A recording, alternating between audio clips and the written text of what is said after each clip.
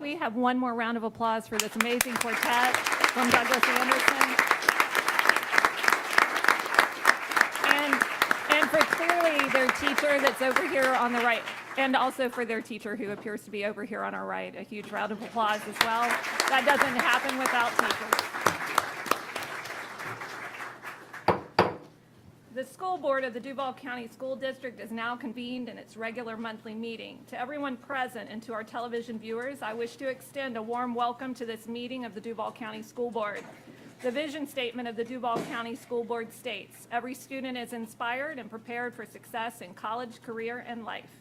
The mission statement of the Duval County School Board is to provide educational excellence in every classroom and every school for every student every day.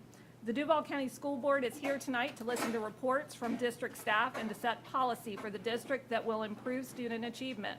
We will also address budgets, contracts, personnel appointments, and other business items that require a vote of the board. The management and the day-to-day operations of the district are the responsibility of our superintendent, Dr. Diana Green. It is not the role of the board to make managerial or operational decisions. The board has policies and procedures in place to assist our superintendent in resolving these management and operational issues. If items appear to move quickly, it is because the board meets in an agenda committee meeting prior to the board meeting for an in-depth review of all agenda items. The agenda committee meeting for the May 2nd, 2023 school board meeting will be held on April 18th, 2023 at 9 a.m. and the public, as always, is invited to attend. As a show of courtesy and respect to each other, we ask that all mobile phones be turned to silent and that no flash photography be used in our meeting this evening. For those wishing to address the board during our public comments portion of the board meeting, please note that we will accept speaker cards until 6:20 p.m. According to the CDC's website, Duval County's COVID-19 community level is currently designated as low. The CDC currently recommends indoor mask wearing for people with symptoms, a positive test, or exposure to someone with COVID-19. Thank you for taking the time to join us this evening and for your interest in the operation of the Duval County School District.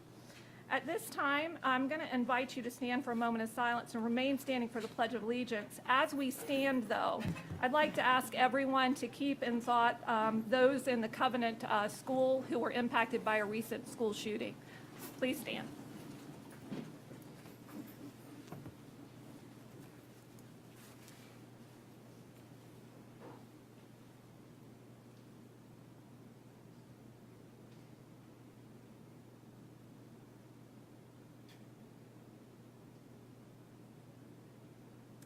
Thank you. I pledge allegiance to the flag of the United States of America and to the republic for which it stands, one nation, under God, indivisible, with liberty and justice for all. You may be seated. And before we move into tonight's school presentation, we'd like to again recognize the amazing student quartet who came from Douglas Anderson School of the Arts. Can we give them one more round of applause?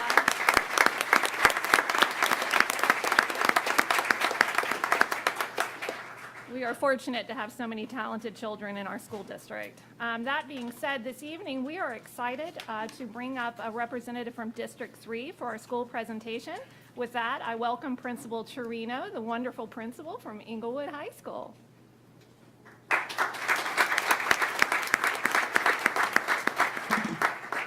Good evening. Thank you for the honor of allowing us to highlight Englewood High School this evening. Englewood holds such a special place in my heart and all others that have walked through and been a part of our community, our campus. Our school serves approximately 1,680 students, with over 25 of those being English language learners within their first 3 years in the United States. EHS offers a traditional high school experience while also distinguishing itself with select programs, including the only dual language high school in DCPS and one of the few schools with an early college advanced degree in science in advanced manufacturing and engineering in partnership with FSCJ and Johnson & Johnson Vision Care. Also unique to Englewood is the Bridge to Employment program, a 3-year mentorship program in which students experience college and career readiness through many lenses, particularly that of STEM. This evening, we are also joined by our partners of Johnson & Johnson Vision Care and Communities in Schools, We are forever thankful for the commitment they have made to Englewood and to the lasting impact that they leave on our students and on themselves. As my team and I worked together to create this presentation, we wanted to capture the essence of Englewood and so much of it that has been recreated to align between our own vision and also what our students need from us. Just last week, while walking during lunch duty, I overheard a new student engaging in conversation with others, and he shared, "This place is all about love. There is so much love at this school."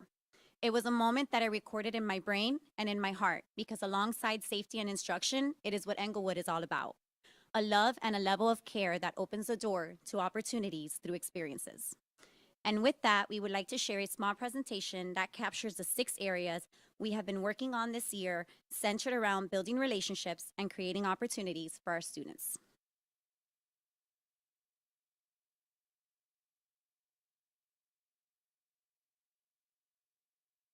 Here at Inglewood High School, it's a very diverse and very popular cultural high school.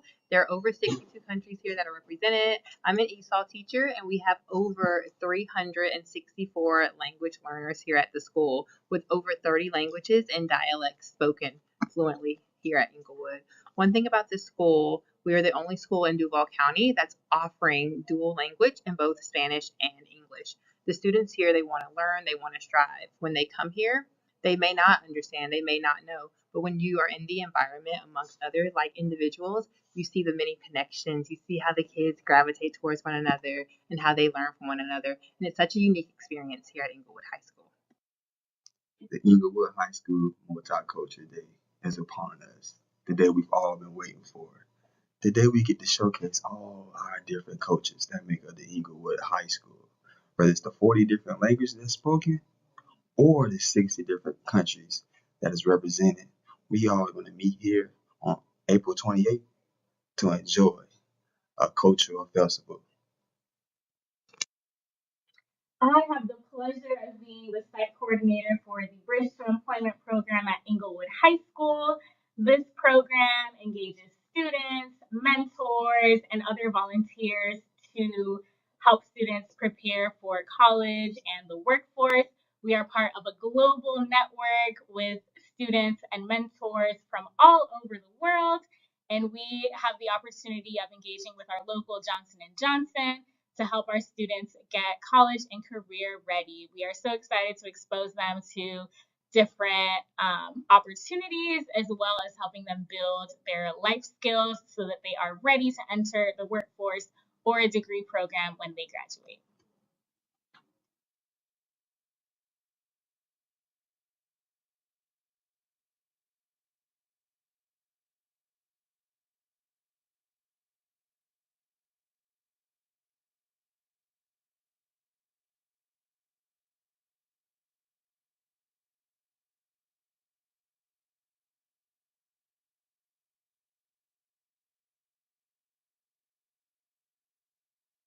The Inglewood JRTC program is the heart of the school. It helps us build camaraderie, teamwork, and true leadership.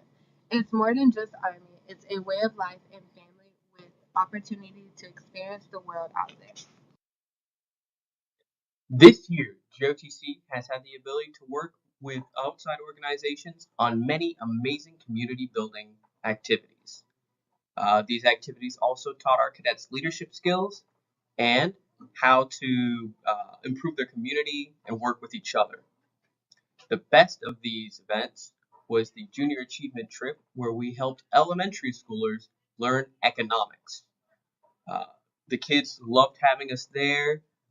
They were very excited, and I'm glad to see that many of them took home amazing lessons to improve themselves and their community. Another amazing event would be when we worked with the American Legion, again helping kids with the Fall Festival and the Spring Festival. It was amazing to see how this improved the community and how the kids loved having us there. The American Legion also loved our help. Through a partnership with Junior Achievement, we were able to learn about the stock market. And when that bell rang, it was go time. There were 45 days, and each day lasted 1 minute. The team with the most net worth won. It required us to work together think strategically, and manage our stress. Remarkable Rams is such a unique celebration to Englewood. It goes beyond attendance, grades, and discipline, and instead it focuses on the individual. Our teachers and our staff are tasked with what makes that individual unique. What about their story stands out? What improvements have you seen that give you that wow factor throughout the quarter and how that child has manifested and grown? On the day of the celebration, the students learn who is the individual that nominated them. And they learn this through a special letter written to each one of them by the individual who nominated them. The letters share stories and share details and share thoughts that are so personal and so unique to that child and to everything that they are deserving of. And it is one of our favorite and most unique celebrations that we offer. Hi, I'm Noah Ray. This year at Inglewood High School, we have peer mediation, and it's been a game changer, and it's been really beneficial for our students. It's facilitated by our adults, but it's led by the students. We believe that the students, talking to other students about, what we got going on or, the problems that we're trying to solve, we think it's more beneficial instead of sitting down with an adult because it's more of like a lecture or you're getting reprimanded. From a student standpoint to another student, it's more understanding. We can relate to each other and help get points across better. And it's just like we're coming from our own device. I like how our staff members always help us. They know our name and our story. They always check on our grades, keep tabs on our SAT scores, and always know exactly how to make us feel celebrated. Inglewood is everyone knowing your name and your story. Inglewood is me being greeted every morning with a smile. Inglewood is diversity. Inglewood is presence with you and for you all the time. Englewood is a great learning place and has teachers to help you with everything that you need. Inglewood is home.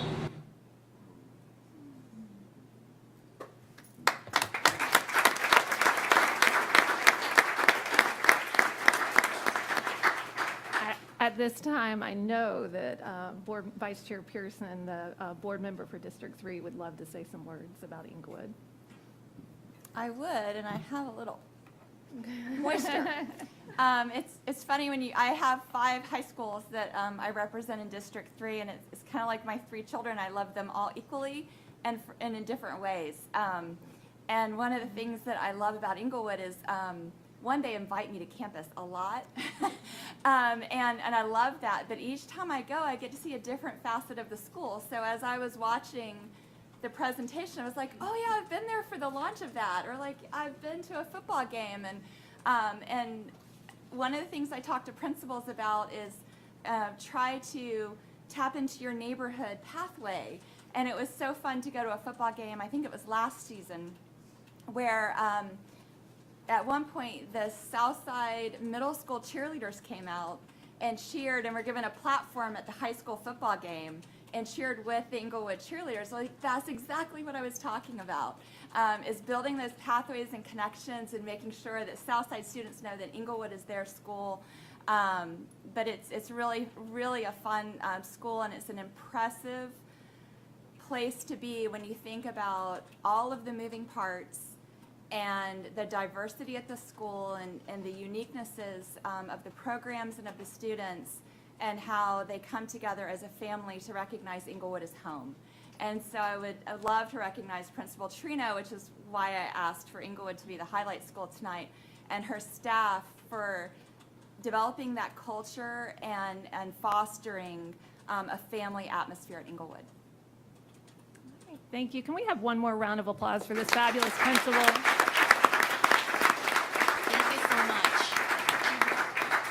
Principal Chirino, thank you again for being with us. I see your mentor, Principal Bravo, in the back cheering you on as well. Always good to see lineage in our district doing its thing. That being said, at this time, I am going to ask Ms. Gutierrez to come up to do some recognitions. But as she's coming up, we do have one of our former elected officials in the House, as it were. He's one that's meant so many to each of us individually, and his impact on our community could probably never, ever be measured.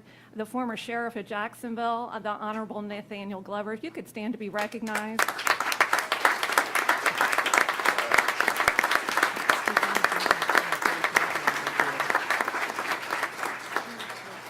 And just because apparently City Council doesn't want to be outdone, former City Council member Suzanne Jenkins, I believe she's in the house as well. Is that true? There you go. We always love it when former officials cross the river to be a part of our organization. So thank you. With that, and thank you for that personal privilege, I will say we'll turn it over to Ms. Gutierrez for tonight's presentations. The mission of our career and technical education program is straightforward: to prepare employable, productive citizens who can adapt to a rapidly changing and highly technological global community. And tonight we begin our presentations by honoring a CTE partner helping Team Duval do just that. Johnson & Johnson Vision established the Early College Academy of Advanced Manufacturing and Engineering at Inglewood High School in 2014 with Florida State College at Jacksonville. The Johnson & Johnson Vision Academy is a dual enrollment program that provides college-level courses at both the Inglewood and FSCJ campuses. Team Duval students attend advanced manufacturing and engineering courses at FSCJ free of charge, including transportation. Through this partnership, students are not only able to receive college credit for their courses, but they also have the opportunity to take part in internships, mentoring, and career training. Since the inception of this program, more than 80 students from Team Duval have earned an Associate of Science or an Associate of Arts degree from FSCJ. Joining us today from Johnson & Johnson Vision are Senior Project Portfolio Manager Abe Alangadon, Bridge to Employment Professionals Estina Sampadian, Ashlyn McCarthy, and Drake Smalley, and Youth Leadership Development Program Professionals Travis McKee and Vincent Barn. We're also joined by Inglewood High School Principal Marlene Chiarino. And here on behalf of the district, our Career and Technical Educational Director Jill Fearley and Business Partnership Supervisor Patrick McCabe. Please help us thank Johnson & Johnson Vision for the ways they're helping to support our students.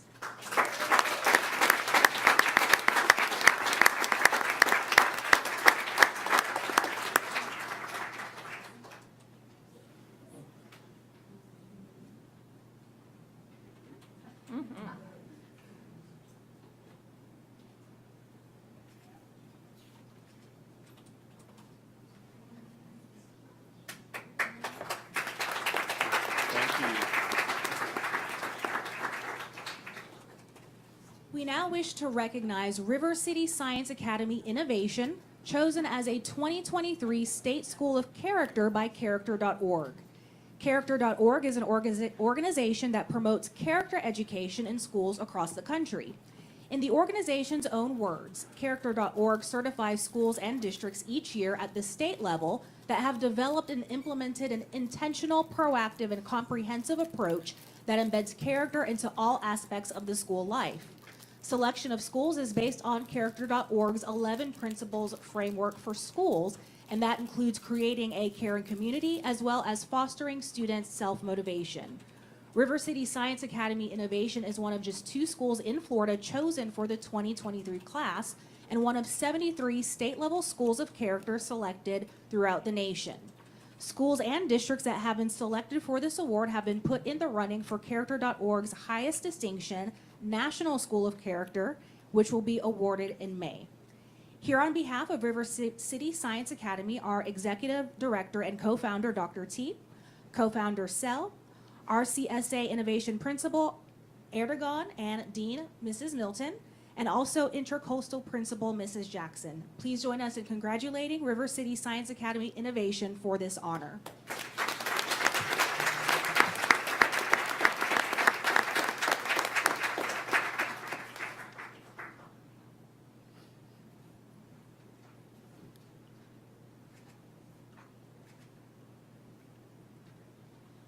Without question, science, technology, engineering, and mathematics are growing pillars in our society, along with healthcare. With this in mind, we continue our presentations by honoring River City Science Academy for hosting the 10th annual STEM and Health Expo this February. This free event gave students a chance to showcase their skills in science, work in a fun and unique venue, as well as provide learning opportunities for the entire family. The expo included science shows, STEM educators and scientists, hands-on activities, robots, community health supporters, health professionals, community workers, public servants, and much more. This year's partners included ViStar, JTA, and JEA, and you could also find booths for e-gaming and coding that were led by DCPS personnel and Springfield Middle School students. Again, we're joined by various leaders and educators from River City Science Academy. Please help us in recognizing them for their outstanding leadership in hosting this expo.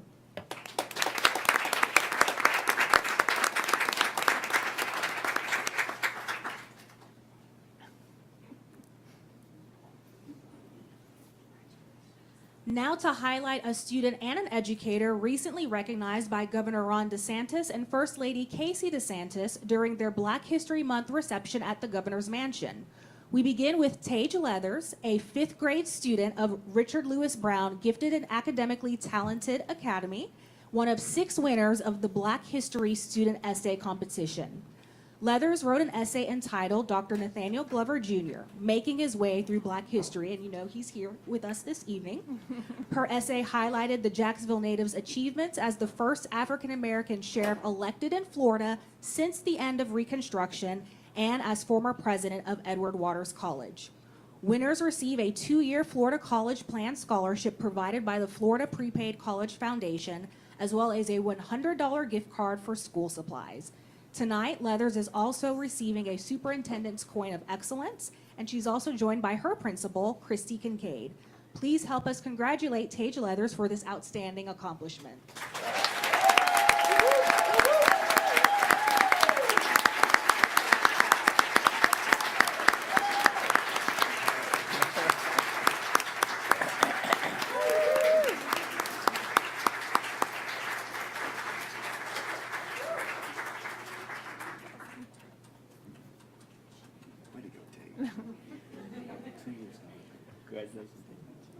The Governor and First Lady also announced the winners of the Black History Month Excellence in Education Award. Cleon Edwards of Joseph Stilwell Military Academy of Leadership is one of just 4 winners selected from nominations sent in by principals, teachers, parents or guardians, and students. Described as a role model for her students, Ms. Edwards teaches 8th grade and also leads the military leadership program at her school. To celebrate Black History Month, she encouraged her students to learn about influential or lesser-known African Americans throughout history and to create a poster about them. Excellence and Education Award winners receive a $2,500 prize provided by Volunteer Florida. Ms. Edwards is also receiving a Superintendent's Coin of Excellence, and she's joined by her principal, Roper. Please join us in congratulating Cleon Edwards for outstanding educational excellence.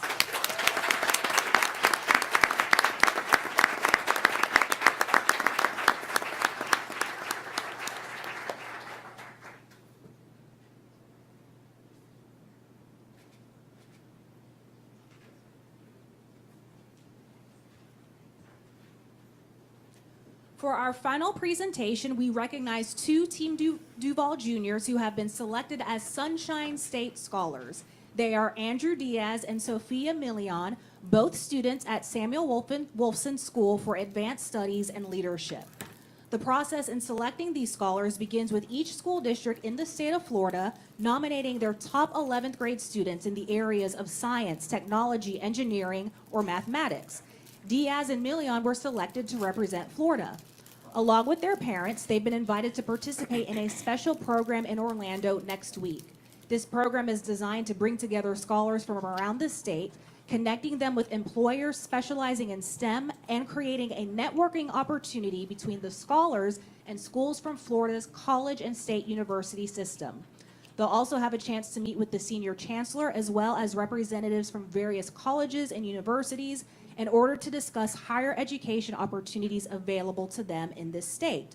For this honor, both students are also receiving a Superintendent's Coin of Excellence, and they're joined by their principal, Chris Begley. Please help us congratulate Andrew Diaz and Sophia Million for this honor.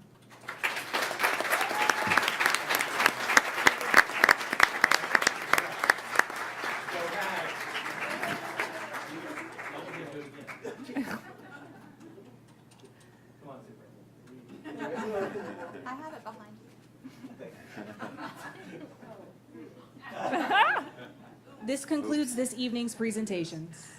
Can we have one more round of applause for all these amazing students and staff?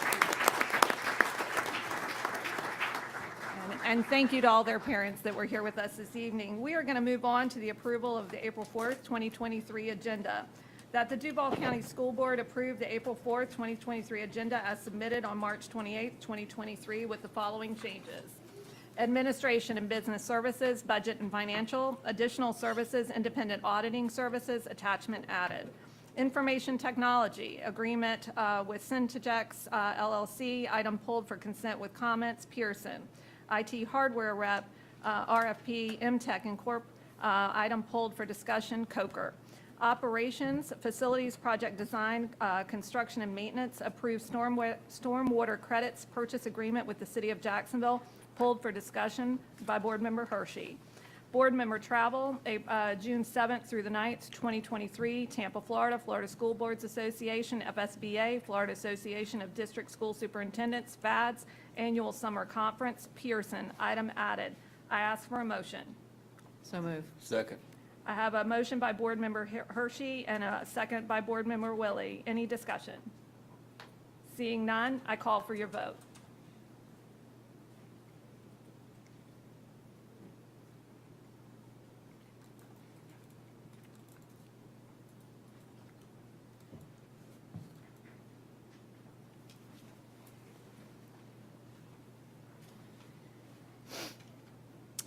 That item passes with a vote of 7-0.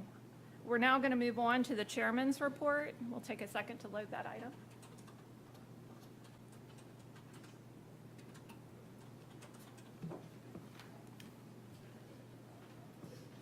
So as we start this evening, this board report, the chair's report, we normally do an overview of what we've been working on over the last month and also some of the community activities we participated in. And then we also advertise the upcoming dates that we'll be meeting and be out in the community. This month, though, due to a couple of items that hit the news, we're going to start with an item that I feel like we need to speak to, and that's student safety and well-being of our students. I just want to reiterate to the public and to those that are in attendance here with us this evening, and again, thank you to those that have been here with us, that the safety and well-being of our students continues to remain the top priority of our board. And in light of recent events, I want to make the following statements on behalf of the board. That we are currently cooperating with law enforcement in their current investigation of a former DCPS employee. In a manner that does not impede any active legal investigation, though, our board remains committed to understanding the allegations associated with a former employee of our district and the steps needed to ensure that appropriate safeguards are put in place to protect all students moving forward. Again, we just want to make sure that we put that out there, that student safety, again, and well-being is at the forefront of the work that we do. Additionally, there was an item in the press in regards to a contract that had to do with school safety. Want to make sure that I make the statement that our board remains committed to further dialogue as it relates to the implementation status of contracts associated with school safety. I do want to make sure, because in the media it said that we were going to discuss some of that tonight. One of them will not be discussed tonight. It would be discussed in a board workshop next Tuesday, though, and it is scheduled for that. So I want to make sure I make that statement as well. So we'll move on to the traditional part of the report at this point. And thank you for allowing us the opportunity to convey those items to the public. In terms of the focus of the board, we really have tried hard to make sure that the public is aware of academically where we are as a district. You may recall, if you follow our board meetings, we just did a deep dive into reading proficiency. And this past month, we did a deep dive into our graduation rate.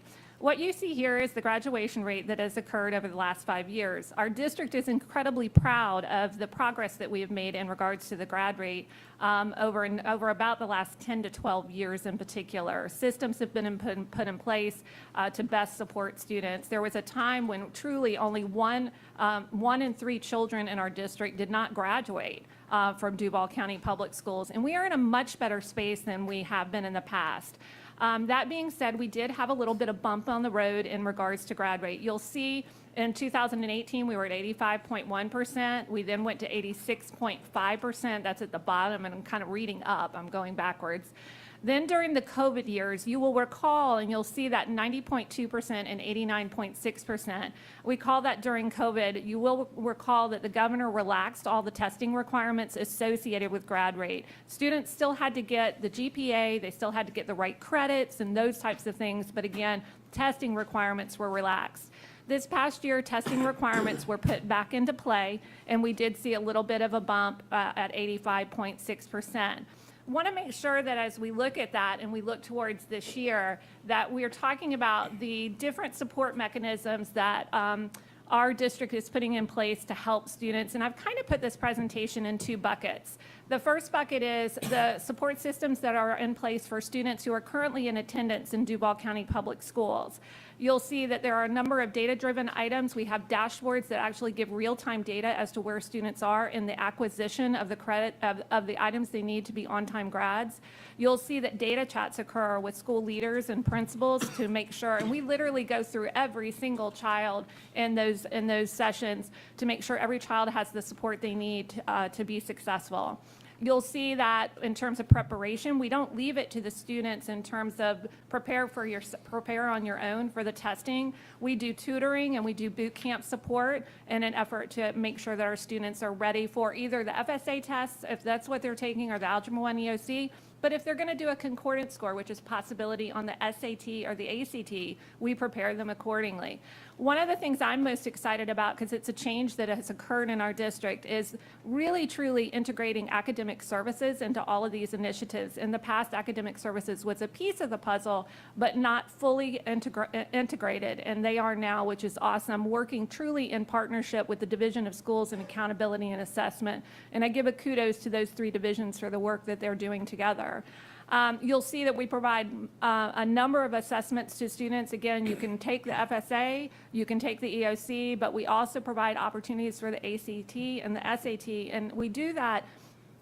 This board approves contracts that allow students to take those tests free of charge, and there are also waivers that are given that our team distributes to children who are unable to pay for those items themselves. And then you'll see a lot of activity in terms of communication with parents. I will tell you, our superintendent herself does an auto dial out to every single senior to make them aware of what we need to have happen in order to graduate. We also have, though, we have another bucket of students here, and this is the bucket of students, and I'm kind of making an appeal to the community on this. These are the students that are what we call disengaged. Maybe they're not attending school as regularly as we would want. And so if you're out in the community and you're a part of a faith-based partnership or you're a part of a mentoring program, we ask you, if you come across these students, to fully support them and have them re-engage with us. Again, we stick with our data-driven aspects of this work. We know who these children are. Sometimes we have trouble locating them because oftentimes their home life is such that they go from house to house to house, maybe from one friend's house to another. We call that couch surfing sometimes because they don't have a permanent home. We do a number of outreach items in regards to this. We have robocalls that go out, but we also have social workers and truancy officers that support these students as well. And again, I'm going to reiterate, if you're involved in a faith-based organization, a mentoring program, or want to be involved in those types of things, we highly encourage you to become involved with these children. We need your help with them. Dropout prevention models are in place for them, and we often work with them in terms of alternative education programs as well. This is a full team support. We don't just give them a waiver and hope they show up on a Saturday for an ACT test. We literally provide transportation for them to get there. When they get to the test, we give them granola bars and pencils and calculators to ensure their success. And so when I say it's just this well-rounded, full support effort, it truly is. And so I just wanted to make sure that I pointed all of this out to the board. And I will say, again, Academic Services Accountability and Division of Schools under the leadership of Dr. Green have done a great job of trying to marshal these items so we can get that grad rate right back up to where it was. That being said, I love this, and if you could go out and communicate this, or if you want to take a picture of this and throw it out there on social media, I highly encourage you to do so. But this is our initiative called The Tassel is Worth the Hassle, and the tassel is worth the hassle. So, and it basically talks about the fact that we have in-school testing dates. Our ACT will be offered on April 18th for those that are non-concordant seniors. That means they have not achieved the test score they need to become an on-time grad. There will be an SAT on April 25th for those same seniors who we need them to get a test score that's equivalent to what the state requires to become an on-time grad. So again, if you can throw that out there and encourage others to throw that out there so our children who are not always as engaged with us or who are struggling to graduate, that they know that that support is there and there are opportunities still to become an on-time grad. So again, the tassel, it's worth the hassle. I want to also, one of the things, if you follow our school board workshops, you know that each month we bring in one of our partners in the nonprofit landscape to talk about the work that they do with our school district. If you've been following us, you also know that workforce development and career and technical education is a huge piece of the puzzle for this board, and we've been leaning in very, very hard with that item. That being said, this past month, we had Michael Raston, who is from ViStar, who has been overseeing their financial literacy and workforce readiness programs with Duval County Public Schools for, I don't know, probably 10 plus years now, maybe. And so he oversees what are called the ViStar Academy of Business high school programs. And these are where students actually become we actually create a small ViStar, literally a ViStar office, bank center on a campus, and the students actually learn to run it. They intern at actual ViStar locations over the summer, and then they come and they run those on our campuses during lunch times at our school grounds. This allows them to actually have both classroom and on-the-job training. The other thing that the children that are involved as student managers and interns do, they actually turn around and go into other classrooms in their school as teachers, along with the teacher of record, of course, to do financial wellness programs so that we're teaching that financial literacy that we know all of our high school children need. We're really proud of the fact that we have one of these locations at Fletcher High School, First Coast High School, Mandarin, Wolfson, and Ribault High Schools as well. To date, kind of a fun item, but to date, these programs have actually garnered about 84 internships at the First Coast program, 132 internships at Ribault. Wolfson has done 144 internships. Fletcher has had 72 internships, and Mandarin has had 72 internships. I also want to raise awareness of what's called the Give Back program. If you are interested, you can go to any ViStar location. You can actually select, those are actually debit cards. You can actually get a debit card with the high school's name on it, and the school actually gets a percentage of the amount you spend as part of the Give Back program. You'll see right now that we actually have Ribault in the lead. They've had $1,289 that ViStar has given back to them this past year. So highly encourage, if you're out there and interested in supporting that program, go by a ViStar branch and get one of those debit cards to support our schools. Now we move into what we've been up to aside from our board workshops, and I'm going to start with FSBA Day in the legislature. Vice Chair Pearson has been the head of our legislative efforts this past year, and she has been over to Tallahassee multiple times, been on the phone, done a lot of meetings. Do you want to give a quick update on anything that people should be aware of? Yes, thank you. As mentioned, I've been to Tallahassee twice during the session so far to meet with other board members and to work with legislators on bills that are moving through the House and the Senate. I wanted to bring one bill in particular to your attention tonight, and I will speak more about this in my for the record comments as the District 3 board member. But now as the legislative liaison, this is what I have to say about HB 733 and SB 1112. The title is Middle School and High School Start Times. It establishes requirements on the start times for middle school no earlier than 8 a.m. and high school no earlier than 8:30 a.m. statewide for public, traditional, magnet, and charter schools. HB 733 has passed all committees in the House. It was approved on the House floor by a vote of 92 to 20. SB 1112 has passed its first committee and still has 2 committees upcoming. And as I said, I'll speak more about this as the board member from District 3 during my for the record comments. Thank you. And if you have any questions about the legislative process, I will say board member, Vice Chair Pearson's email, you can find it online, and she is all about building alliances to make sure that the students in Duval County get what they need over in from Tallahassee. So thank you to her for her leadership. I will also say we also attended the Council of Great City Schools. I had the privilege of attending their board meeting, and Board Member Hershey had the opportunity to attend as well, where we congregated with like districts from across the country. I don't have a picture of Board Member Hershey, but you will see a picture of the Chief of Schools, Scott Snyder, on there. Want to make sure we recognize him this evening. He was chosen for the superintendent's cohort. That's a group that is in training to become superintendents in the future that the Council of Great City Schools has put together. So congratulations to our Chief of Schools, Scott Snyder, for that distinction. Y'all can applaud that, by the way. And I tried to make him smile at me when I got the picture. He was trying to look all impressive and stuff, but anyway. I will say the next item is Senator Aaron Bean's roundtable. Senator Bean has gone to DC and gotten busy on behalf of children already, and we are thrilled with the work that he's doing in his, including Duval County Public Schools in his effort. You will see there that Board Member Jones and Vice Chair Pearson were invited to be a part of a roundtable discussion around career and technical education. Senator Bean would like to use some of the work that's happening here in this area of the state as a model for how other districts can do things in the rest of the country. So thank you to him, and if you're out there on social media, let him know Duval County Public Schools appreciates the work that he's doing on behalf of our children. He also just put out an art contest as well that I'm sure you'll hear some about too for our students. Then we had the Consortium of State School Board Association. As board chair, I had the privilege of attending that.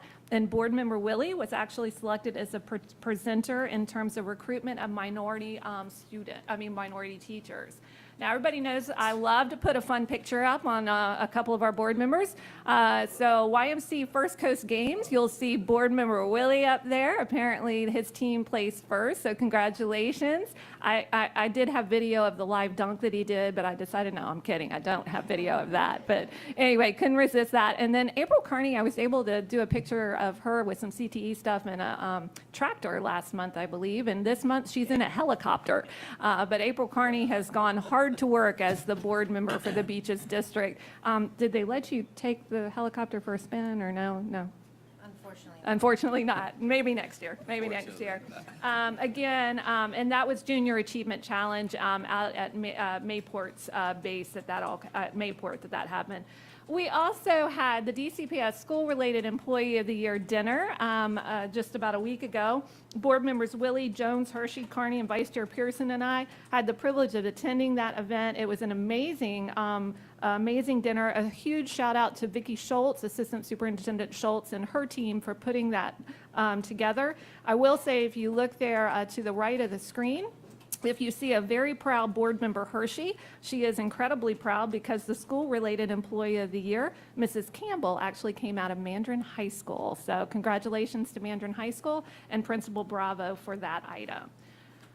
Looking forward for the next month, we're going to try to look forward. There we go.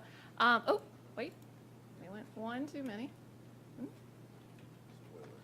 Spoiler alert, really. Upcoming dates and items of interest. We always in this meeting like to make sure that we put forward when we'll be meeting. Again, these dates and times can always be found on our school board website, but just some things to be aware of. On April 5th, a little later this week, we have a joint DCPS JPEF board meeting. April 11th, we have our board workshop. April 11th, we have a JPEF legislative panel that Vice Chair Pearson is going to be taking the lead on, and thank you to her for representing us on that. April 12th, we have a policy handbook review committee meeting. April 12th, we also have Chaffee Trail Middle School groundbreaking. Really exciting. Again, half penny dollars at work going on in Duval, so we're excited to do that. April 18th, we have an agenda committee meeting and board workshop. I'm happy to announce that I'm a Star will be the nonprofit partner that will be presenting at that. And April 19th, according to the calendar, although this may still be up in the air a little bit, Southside Estates Elementary School groundbreaking as well. So lots of building construction. If Mr. Soares looks tired, it's because he's building schools every day of the week, and we appreciate that. That being said, I am going to conclude on this picture, and you ask why that picture.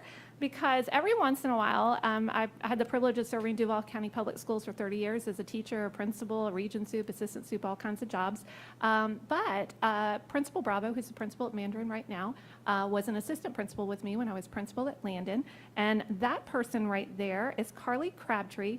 Carly Crabtree is currently she was recognized as the School-Related Employee of the Year at Mayport Elementary, but more important than that, she was a student of ours when I was the principal at Landon, and Sarah Bravo was the assistant principal. Always good when you see your former students come back to Duval County Public Schools and be part of our family. So a fun way to end. And with that, I will turn it over to our superintendent, Dr. Diana Green. Thank you, Madam Chair. Wait a second.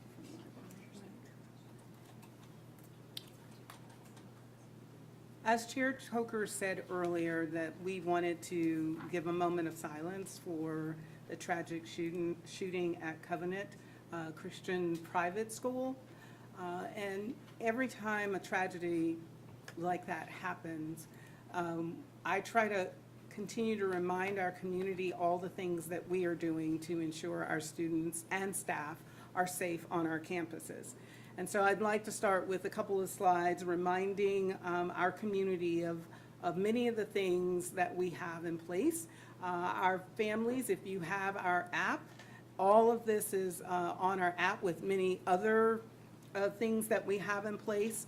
But tonight I want to remind that we remain committed to ensuring that our schools and our employees, students, that they are all safe as they start their day coming into our schools and as they leave for the day on their, whether it's buses, walking, or car riders to go home, as well as after-school activities.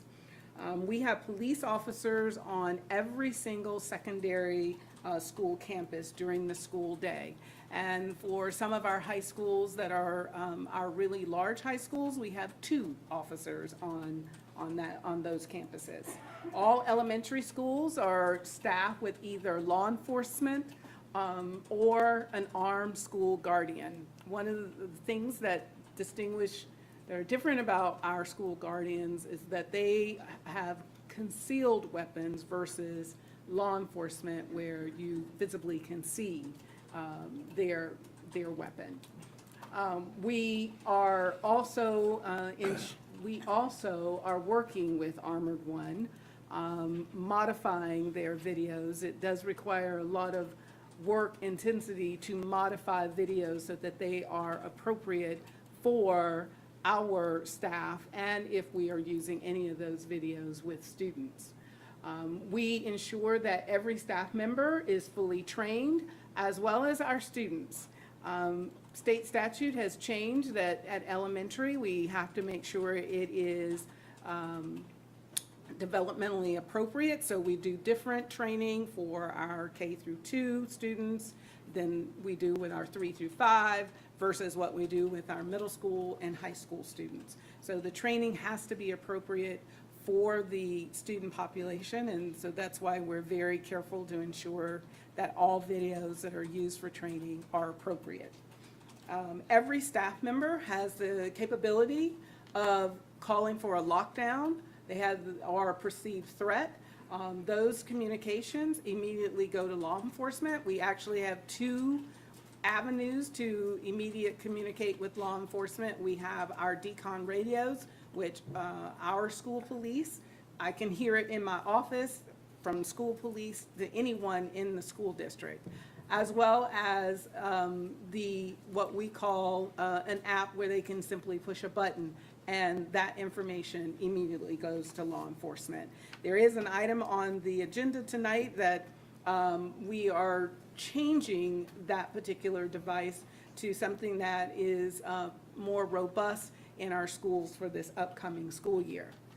We also keep gates and doors on campuses locked. All of our doors are also required to have a covering whenever needed.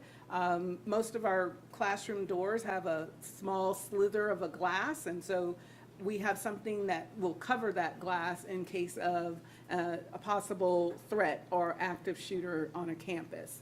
All entrances to campuses are controlled, whether that's controlled by video or controlled by a security guard, but all entrances are required to have some form of, whether it is immediately locked or someone is there to be able to observe what's happening.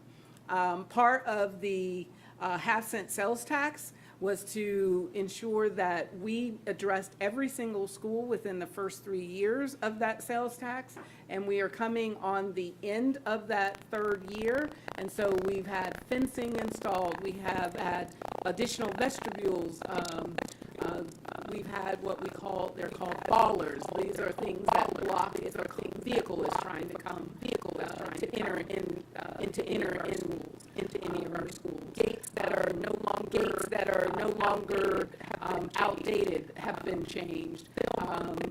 Film on windows, making sure that everything that we possibly can do to continue to keep our schools safe and ensure that whether it is students, staff, or community parents are visiting our schools, that they also know that they are safe. We are continuing our Evolve weapon detection system entered for all of our high schools. Sandalwood is just, I believe, completed with 6 entrances that have to be. Sandalwood is our largest high school. In the past, there probably were at least 9 different ways to get on that campus.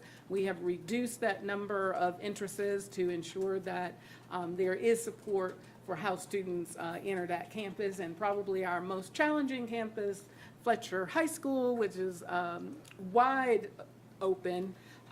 We ensured this year that we actually added security guards to ensure that every single entrance to that school was covered. So we will continue as a school district, and this board continue to constantly go over our safety procedures and our safety measures to ensure, again, that this is one of the priorities when I first arrived in Duval, and it will always remain a priority, whether you're talking to a school board member or at the district level, to ensure that we are keeping our students as safe as possible. Coming up for our students is to them, they're thinking it's towards the end of the school year. For us, it's towards the end of the school year, but it's called testing season. This is the summative assessment season for our students. We have assessments in reading, math, science, civics, biology, U.S. history, algebra 1, and geometry. What you see is the length of time, the session minutes. The asterisk represents the minimum session length. Students can test up to 1 school day. Schools have flexibility when they schedule their test. That's why it's a window. So for reading, you'll see for kindergarten, that window is from May 1st all the way to June 2nd. For 1, 2, same window. For 3rd grade, this is a very important grade level because students could be retained in 3rd grade, and so they have the earliest test window so that we can get their data back to, 1, ensure do we have a portfolio for those students who may have scored a level 1 on the new assessment called FAST, or do they need to take a second assessment or possibly come to summer school. So that window is shorter than the other windows, so it's May 1st to May 12th. And as you see from 4th through 10th, it's May 1st to June 2nd. Same thing for math. You'll see the testing windows. You'll see the minimum minutes for testing sessions. The CAP, graduation requirement, as Dr. Coker talked about, oh goodness, hassle and the tassel, it was something. The tassel's worth the hassle. The tassel is worth the hassle. Reading is one of those, they can take a reading test again for seniors, or they can do the in-school testing or out-of-school testing for ACT, SAT. As you can see, for courses that 30% of their test counts for their final grade, it is their sort of end of course exam. You'll see for civics, biology, and U.S. history that those assessments count for 30% of their grade. Algebra 1, and you'll see the CAP, that is a high school graduation requirement. Students must pass the Algebra 1 assessment or get a concordance score on ACT and SAT. The STAR of a kindergarten, that assessment is actually for only students scoring at 852 on the early STAR literacy. Those are the only students who have to take that assessment during that window. So a lot of dates, and as stated, because schools do have the flexibility, it's important to check with your child's school when their testing dates are. Also, when you know those dates, it's very important for students to get a good night's sleep. Don't forget to eat breakfast, but since we offer breakfast at all of our schools, if they don't get it at home, make sure that they get it at school. We encourage students to wear comfortable clothing within dress code. That goes for all students in elementary, middle, and high, and arrive to school on time. Give yourself some extra minutes. It's very important that when you come, and we know that's the day that they're supposed to be testing, many of the schools have pencils and all those things that are needed by the students, but we just need the students to be there on time. A couple of things that have happened over the last month. Dr. Coker mentioned about the Junior Achievement Stock Market Challenge. We went out to TIA Bank Field and was so impressed with how Junior Achievement had that stock market environment look like the real stock market. And it started with the bell, and as the students said, they had to trade over 45 days. They all were given $1 million to start with. Interesting thing, I'm sorry, 45 days was the school program. 60 days was this final challenge, and I'm anxious to find out how much money they had left after 60 days. But the students were so engaged. We had students from Fletcher High School, Raines High School, and Inglewood High School, and Bartram Trails from St. Johns County. These were the top schools out of the challenge that was done with several other high schools, but these were the top performing schools. Also, something lots of parents want to know about: when will the school choice information be coming out? Yesterday, the magnet lottery ran and was processed. Today and into this evening, parent notification goes out for magnet lottery only. All other choice program notifications will go out on or before April 15th.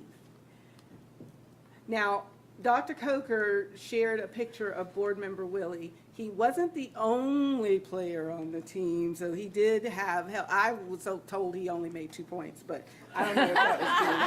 But this is something we do in the district. It's our district intramural sports. We have partnered with First Coast Games, and so I believe was the championship against Publix or Boys and Girls Club? I've kind of forgotten. Who did you all play? Who did we play? Jay? No. JTA? I don't remember. We won so much. Well, at the championship, which is basketball, we participate in other sports as well. So if any DCPS employees want to participate in our intramural sports program, please reach out to Adeline Herring, Employee Wellness Coordinator at wellness@duvalschools.org.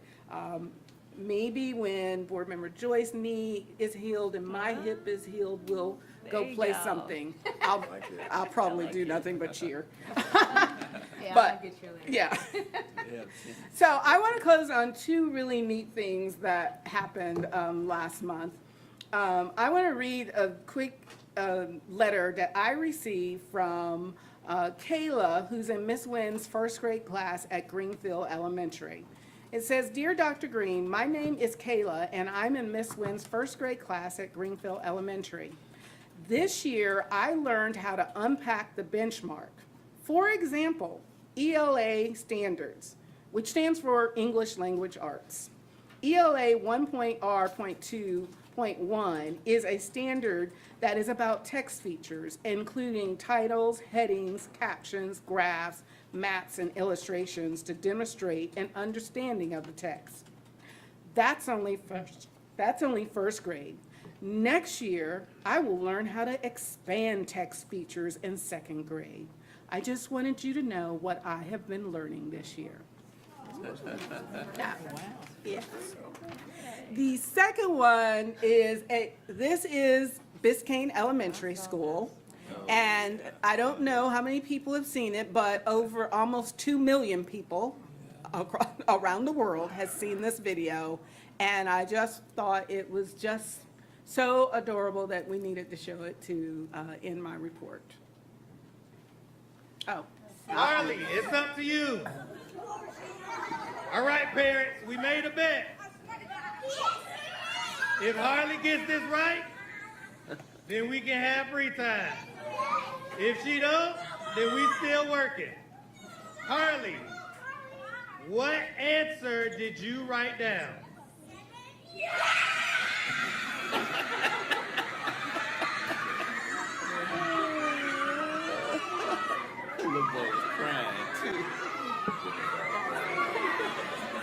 There's someone crying.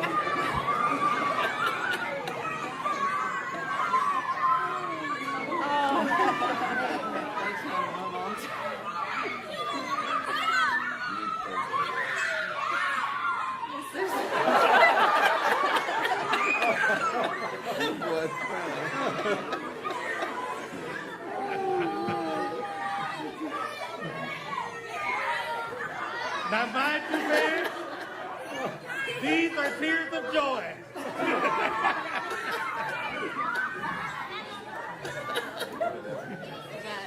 That's too much stress. I think we can give applause to that.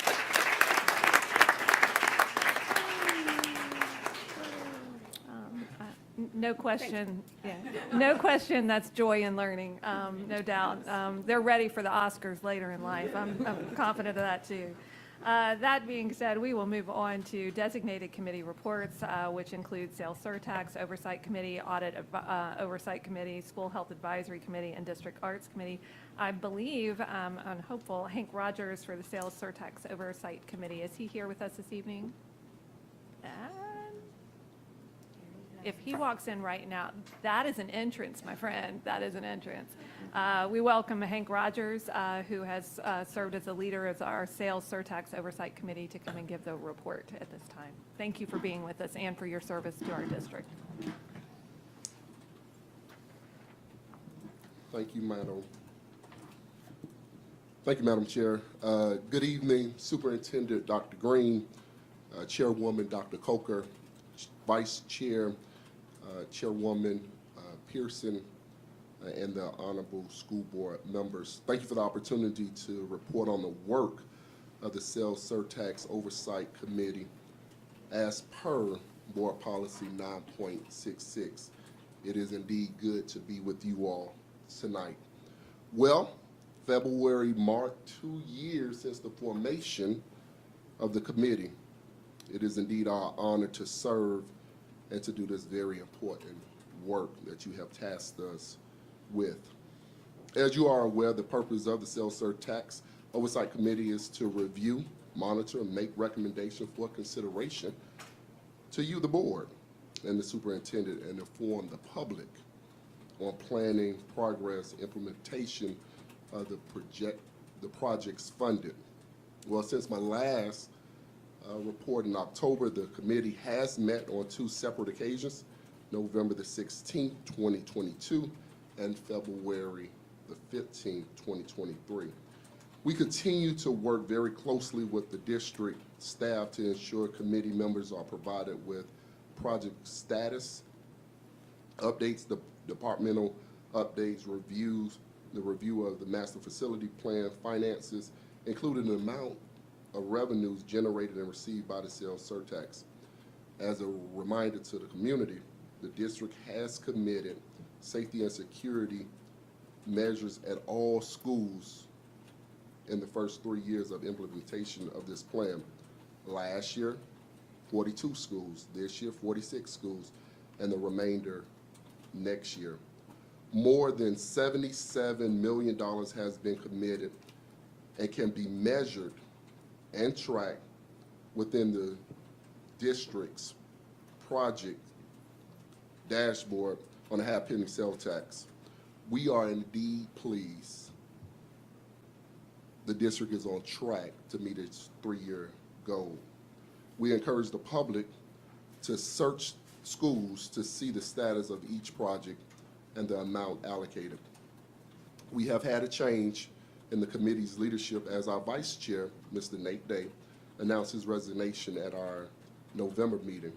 The committee recognized and thanked Mr. Day for his service and dedication over the last 2 years. The committee held elections for vice chair and made a unanimous vote for Ms. Monique Tooks to serve.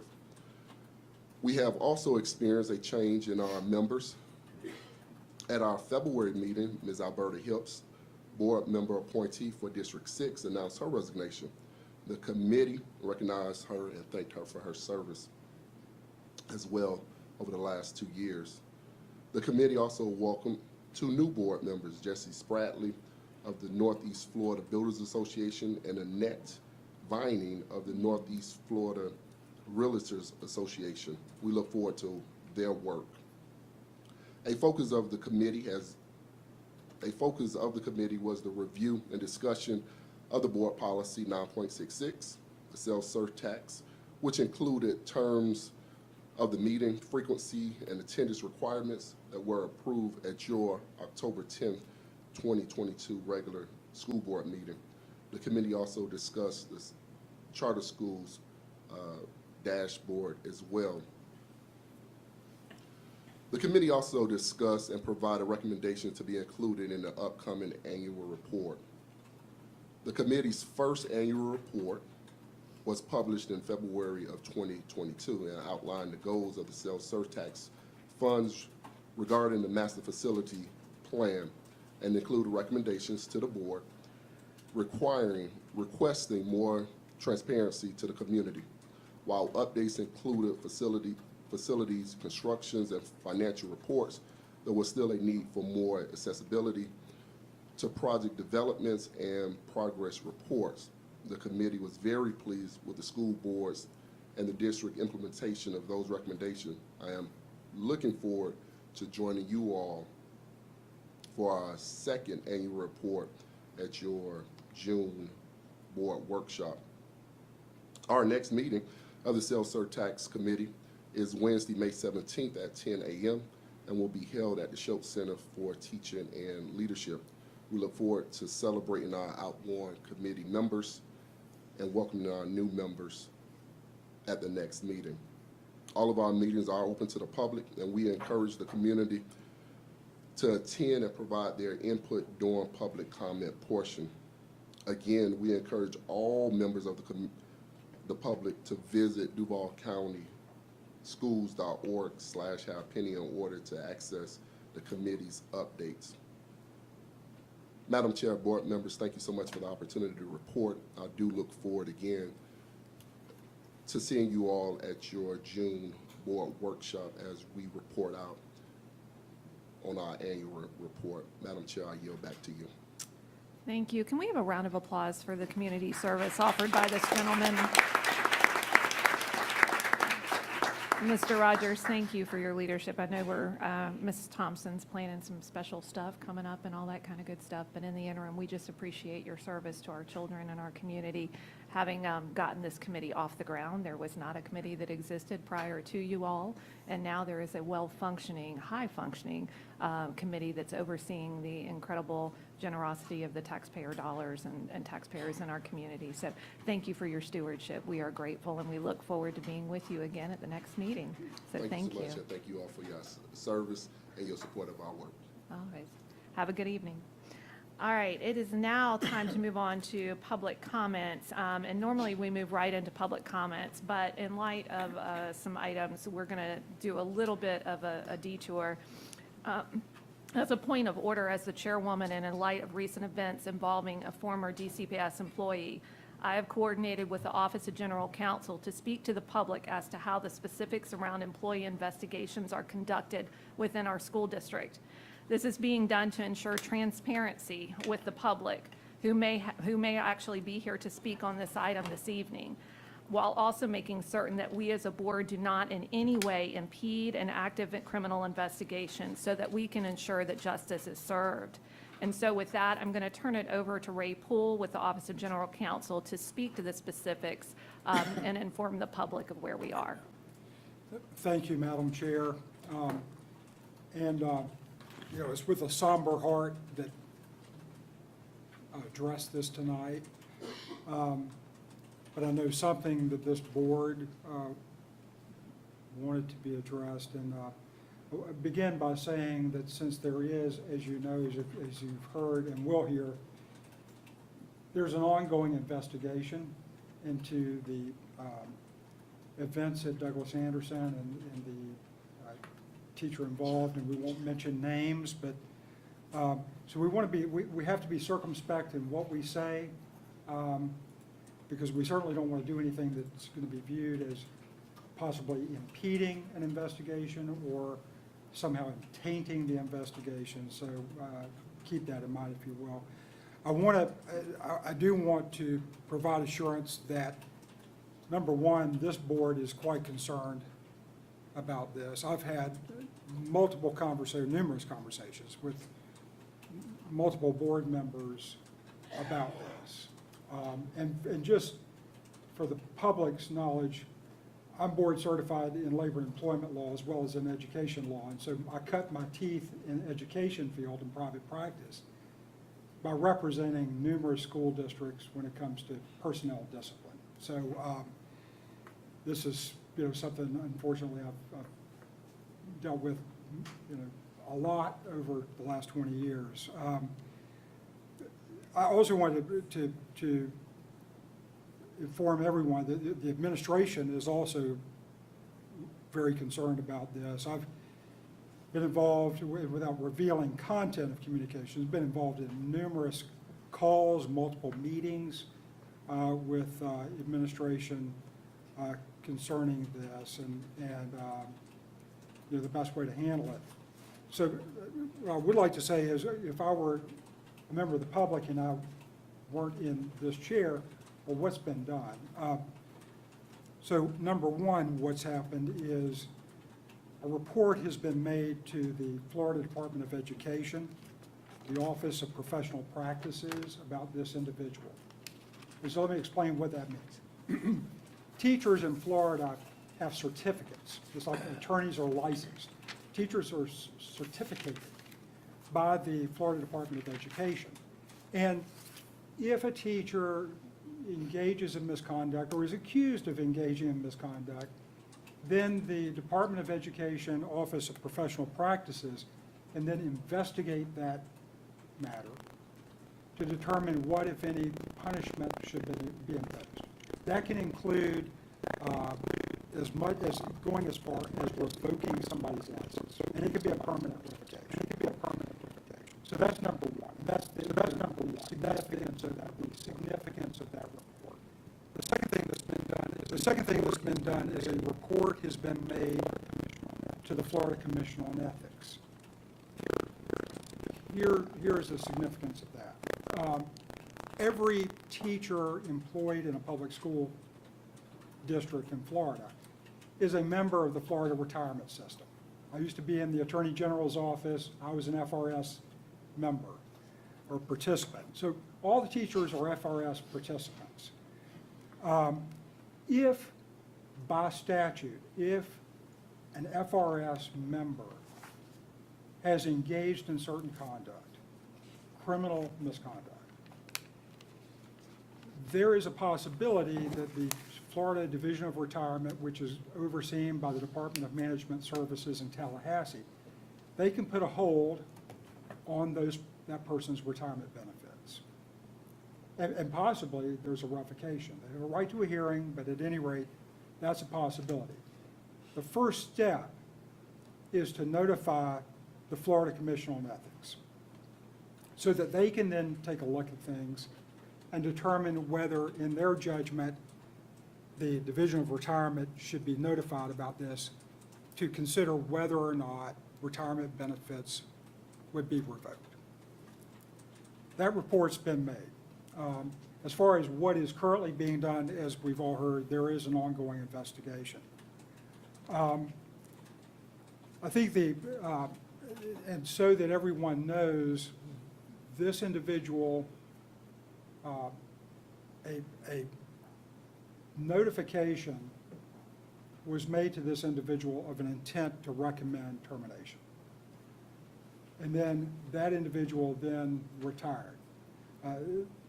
And so procedurally, because it's complicated, it's something that in private practice and in the private sector, you don't really deal with this. If you work for, Belk's and somebody wants to fire you, they just say you're done.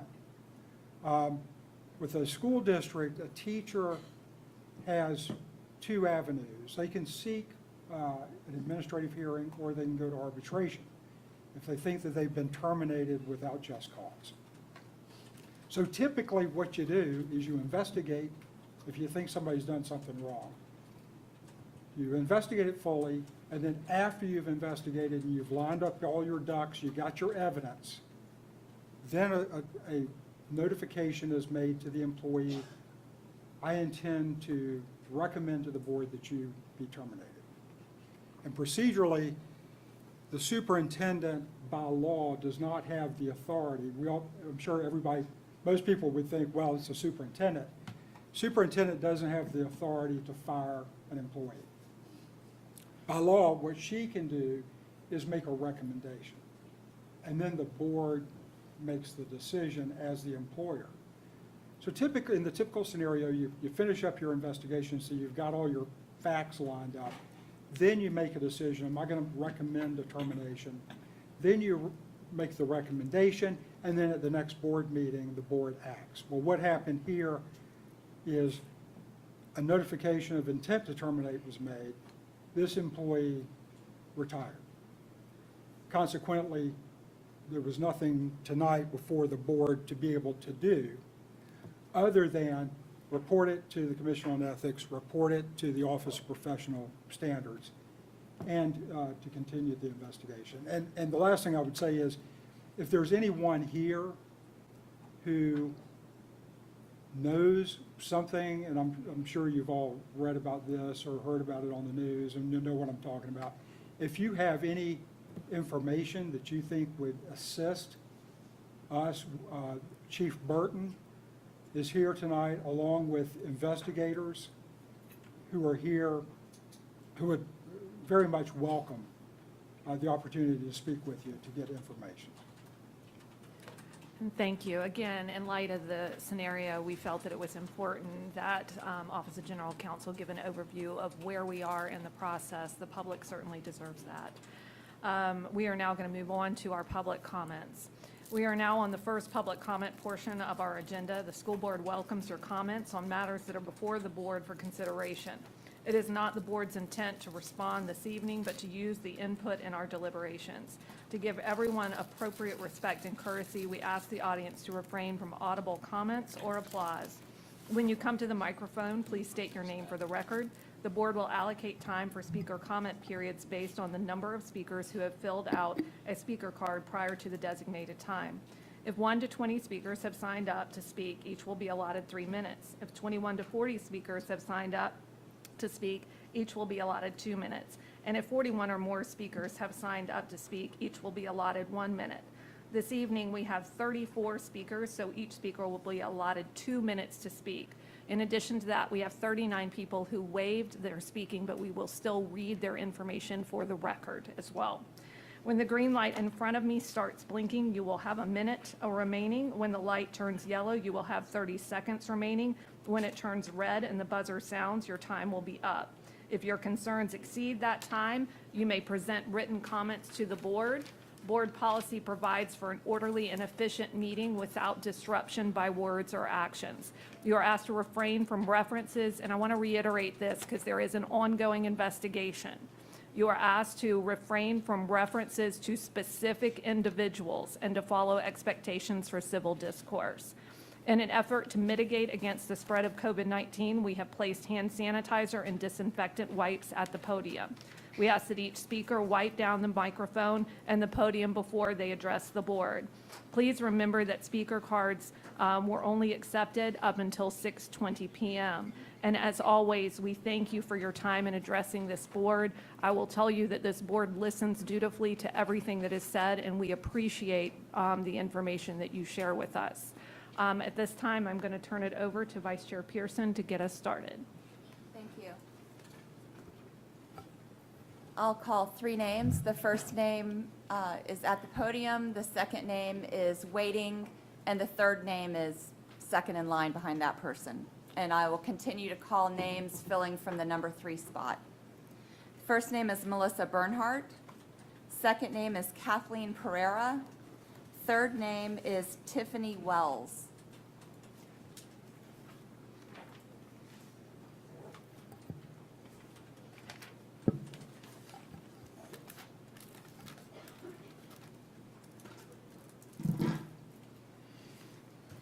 My name is Melissa Bernhardt with Citizens Defending Freedom Duval. On March 29th, the District Material Review Committee for 5th grade voted 8 to 0 in favor of the following.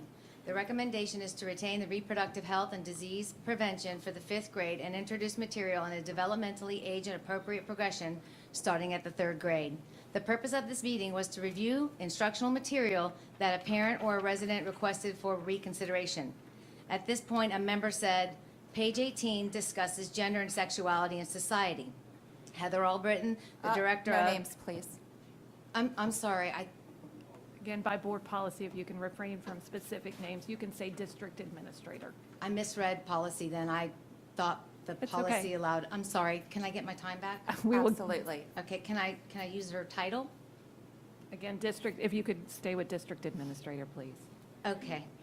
The Director of Health and Physical Education clarified that page 18 was never a part of the instructional material to be used and quoted state statutes. A member questioned about the age of menstruation taught in school. This same administrator said, quote, as of now, so I mentioned that we would like to move it down, but that is, as of now, what we're trying to do is approve it for 5th grade. Your recommendations as a committee, whatever findings you come forth and bring to Miss Academic Chief Operating Advisor, this is the direction of the curriculum the team will go. But outside of whatever recommendations you make to the Chief Academic Advisor is marching orders that we will take. So during this meeting, they discussed lowering the age to kindergarten, 8-year-olds and 9-year-olds, and they continue to discuss it. I think that there is a problem with the person that's in charge of selecting this curriculum, sharing it with the board votes on it, and now it's being challenged, and that same person gets to vote on it and be a part of the committee. I think that's a conflict of interest. She heavily weighed in on the conversation, and so instead of them discussing the gender piece that was challenged, they added in a recommendation to lower it to 3rd grade, and they also discussed that boys and girls were going to be possibly in the same classroom discussing menstruation at 8 and 9. Thank you. Thank you. I'm sorry about that. Thank you. Kathleen Pereira. And next person up is Carlos Diaz Pereira. My name is Kathleen Pereira. No dubious survey or study can refute common sense when it comes to sex in children. That is, pre-puberty children won't become interested or obsessed with sex unless it's pushed into their faces. In fact, that is true of any subject. Do you think that children are born knowing correct English, math, or science unless they are made to learn? Instead, natural children would rather fritter their time playing, fantasizing, or exploring the environment on their own terms rather than learn the truths about the world around them. They should not expect adults to ready them for the world prematurely, and not especially when it comes to a mature subject like sex. Such education can easily be covered during one lesson of biology class, which is one of the critical tests. And not sex education is not a critical test. And if sex education is so innocent, why wasn't the committee meeting about the sex education curriculum properly noticed? Clandestine antics such as this is the modus operandi of those who want only nefarious things for our children. We need to slam that Pandora's box shut. We will only see more of the same destructive consequences that confuses our children instead of protecting their innocence and wisely guiding them into responsible adults. If schools were to reinforce self-respect, love of neighbor, self-control, especially among the teachers, and who won't be like that accused music teacher, then we will begin to see the end of rampant mental illness, hate, and all kinds of violence among our kids. Eliminating CRT and radical sexual education are a couple of the many tools to do this. Referring mentally ill students to professionals is another. Let's get moving. Thank you. Thank you. Next up is Tiffany Wells, and next in line is Ginger Peacock Preston.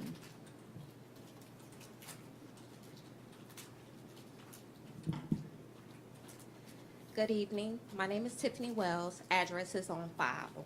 I am a proud graduate of John Riebaugh High School, class of 2002. I have a Bachelor's of Science in Sociology from Jacksonville University, a Master's in Human Services with a concentration in Social and Community Services, a PhD in Multidisciplinary Studies. Most importantly, I am a mother of an 8th grader, a soon-to-be kindergartner, and a 24-year-old son who graduated from Darnell Cookman in 2018. I had this child in particular in the 9th grade. I was 15 years old. I went into labor in my bedroom. No one knew I was pregnant until the day I had my son. Raised by my grandparents who were married, much of what I have learned, should have learned at home, according to the comments that I hear often, I did not.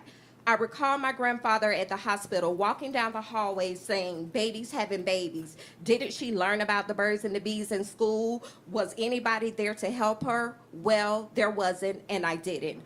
Although I may be modestly educated, I am still uncomfortable as a parent having to talk with my son.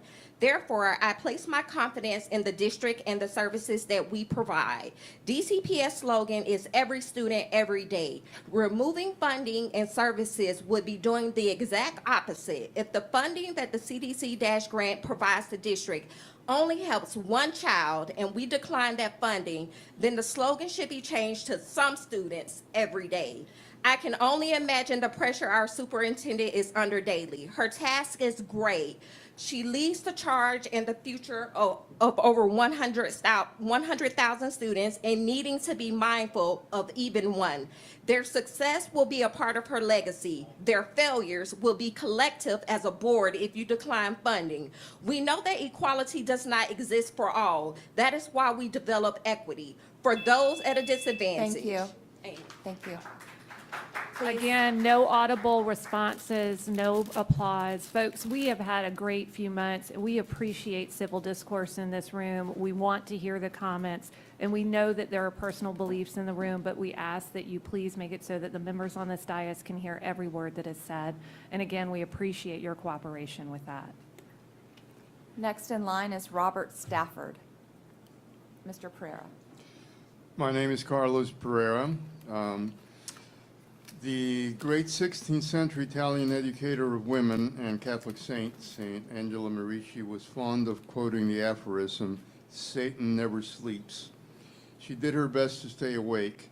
Alas, the side of the angels in the battle for the minds and souls of Jacksonville's children has not been as awake as Saint Angela was in her day, and the sex ed mavens took advantage.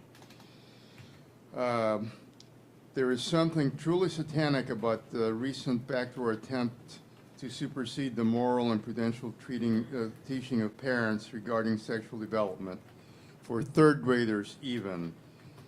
Hey, sex ed teacher, leave them kids alone definitively. And by the way, in response to an earlier speaker, in 1962, the illegitimacy rate in this country was 5%. There was no overall pattern of sex ed in the schools. Now we have sex ed coming out of our ears, and 40% of all pregnancies that go to term are illegitimate pregnancies. And by illegitimacy, of course, I mean they involve non-married parents. And that doesn't even take into account all of the abortions. About 20% of all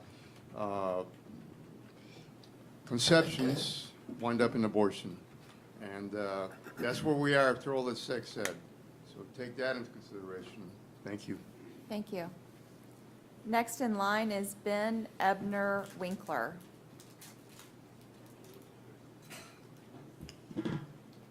Hi, I'm Ginger Peacock Preston, and I'm really glad to be able to speak to you all this evening. Let me be really clear. I love DCPS. I love the schools. I appreciate what you all do every day. I'm a little bit prejudiced. I have 3 kids, all graduated from the system, one from Inglewood, one from Paxson, and one from DA. Proud of all of them, and they're doing great things. I am here this evening with my colleague and friend, Walter Barrett, and we go to Southside Christian Church, Disciples of Christ. We have a faith-based partnership with Parkwood Heights Elementary. We're a very small congregation, and at some point during COVID, we kind of realized we either needed to get out and do something for somebody else, or we were going to be even a smaller congregation. So we reached out. Can I say the name of the principal? You can say the principal of a school, but Okay. not the name, but thank you for clarifying ahead of time. Okay, thank you. So we reached out to Mr. Price, and he immediately, Principal and the name of the school. oh, I'm sorry, I couldn't say Price? But I'll give you 15 seconds back. Okay, thank you. Okay. To the principal at Parkwood Heights Elementary, sorry. Okay.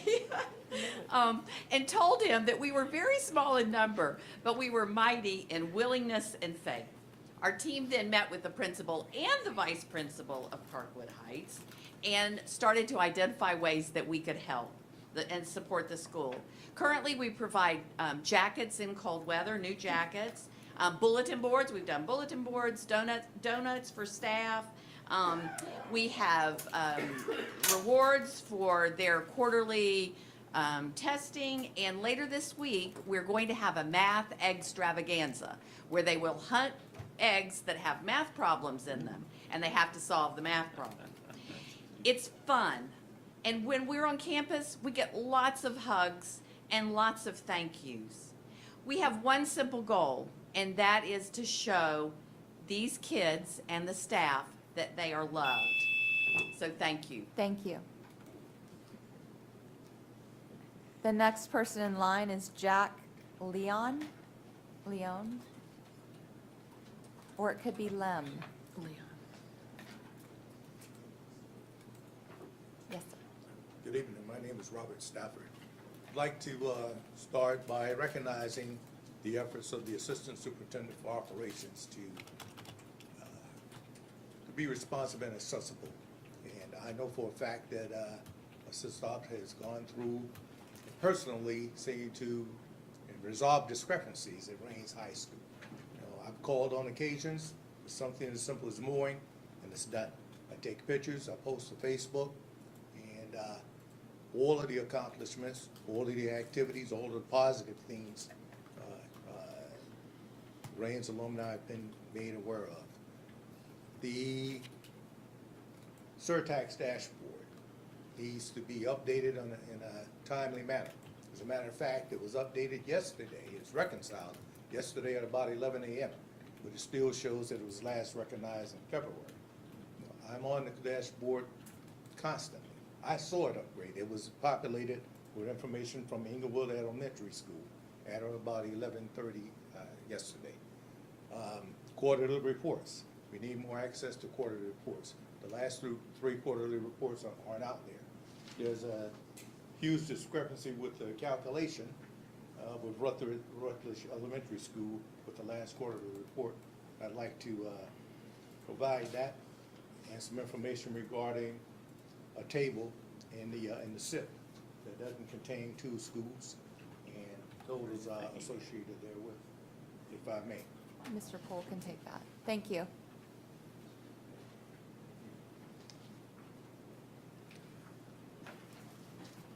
Next in line is Shyla Jenkins. Hi, I'm Ben Ebner Winkler. I am a student at Douglas Anderson currently. I understand that I can't say the former teacher's name.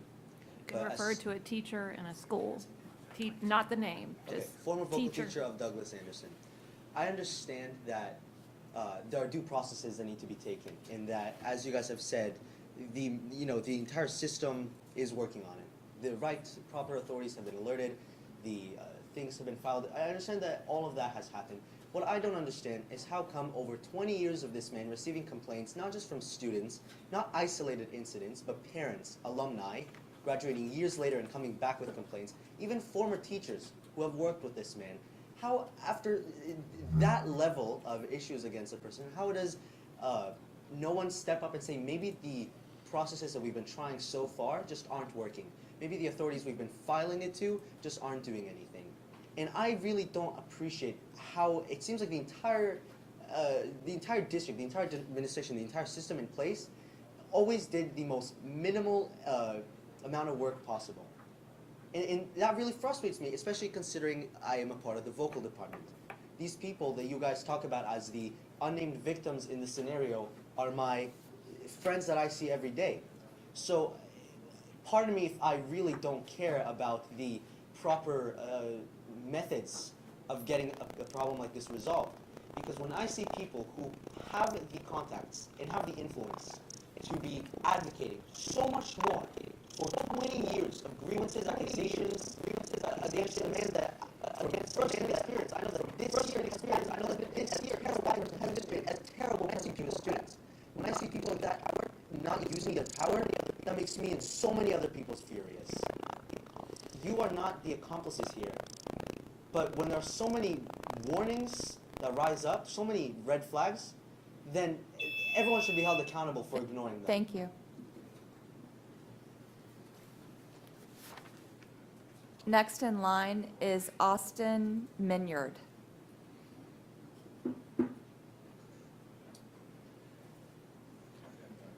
Good evening, my name is Jack Leon.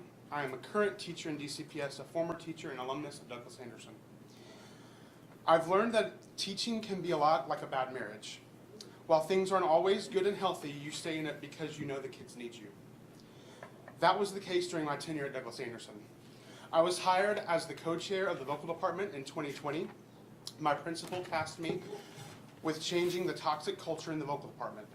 I was met with opposition at every turn by my former colleague, who is currently under investigation. He exploited me and used his personal preferences and his expertise at his job as a weapon against me because I tried to put students first.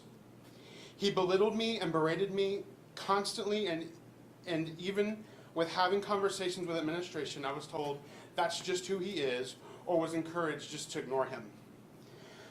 At the end of a very tumultuous school year, I was called into a meeting with my principal and informed that I would not be reappointed. I didn't have a bad evaluation. I didn't have any progressive discipline. It was because of him. Last week, I met with the Assistant Superintendent of Human Resources to understand the appeal process to have that non-renewal reconsidered. It's a shame that in a district this size, there is not a formal process and procedure for things like this to be considered.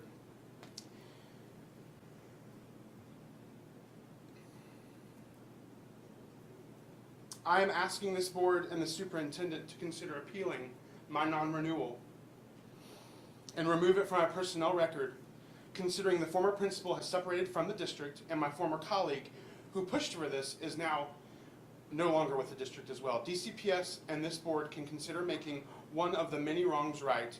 I'll end by telling you that I'm happy. I got remarried to the district, and it's been great. I'm thankful for my current principal, faculty, and students I have the privilege to serve. It's the only place I want to be, but given the circumstances, having a fair appeal seems right. Thank you. The next person in line is Kathleen Murray.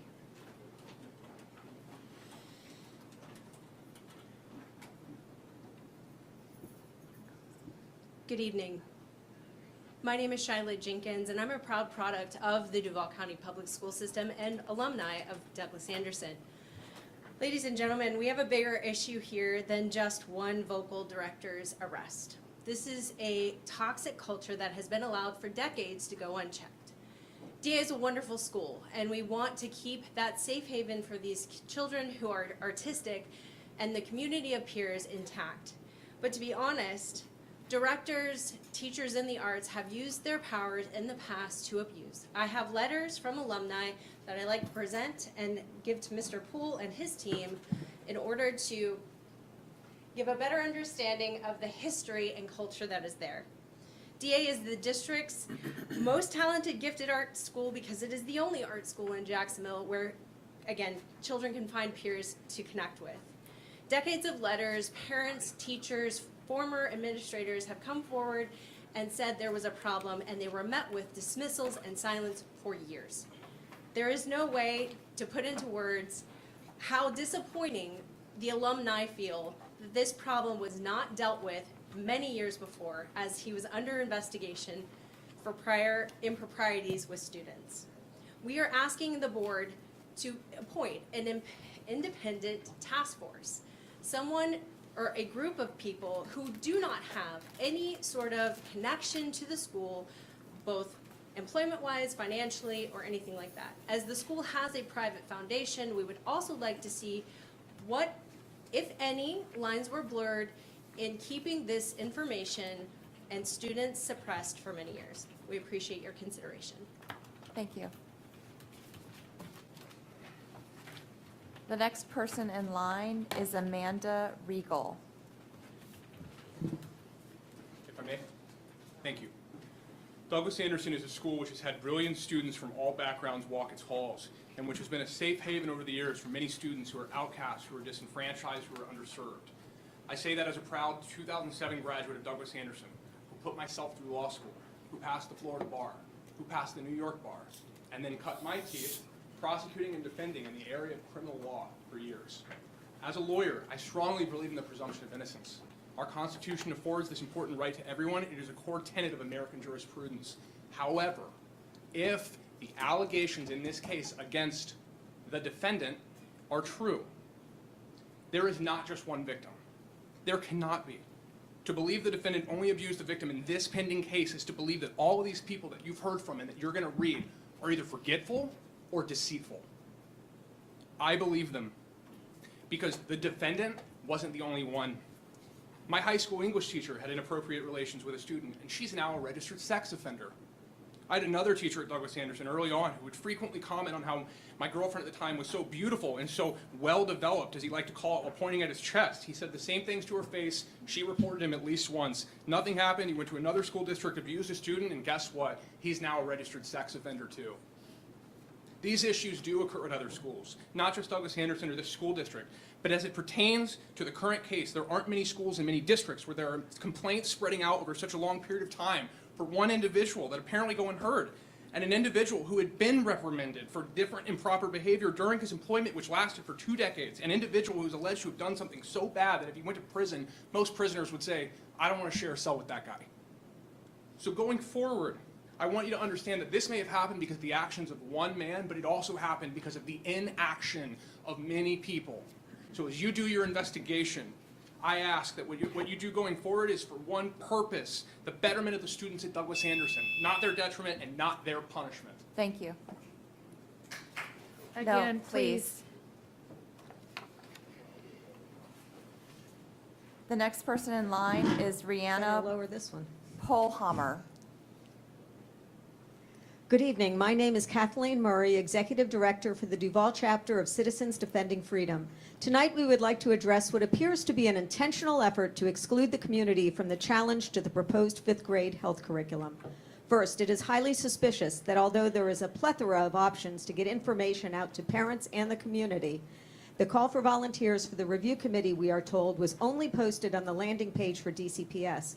It appears to be an attempt to satisfy the bare minimum requirement for public notice. And yet we are told that 500 volunteers responded. We have asked and are still waiting to learn exactly when was the notice posted and for how long. It is hard to see this process as being anything but an intentional means of filling the committee seats with volunteers who already agreed with the curriculum selection and were likely notified through other progressive media outlets. This so-called open selection process left those who disagreed with the positions of the Director of Health and PE to sit on the sidelines to observe, and observe we did.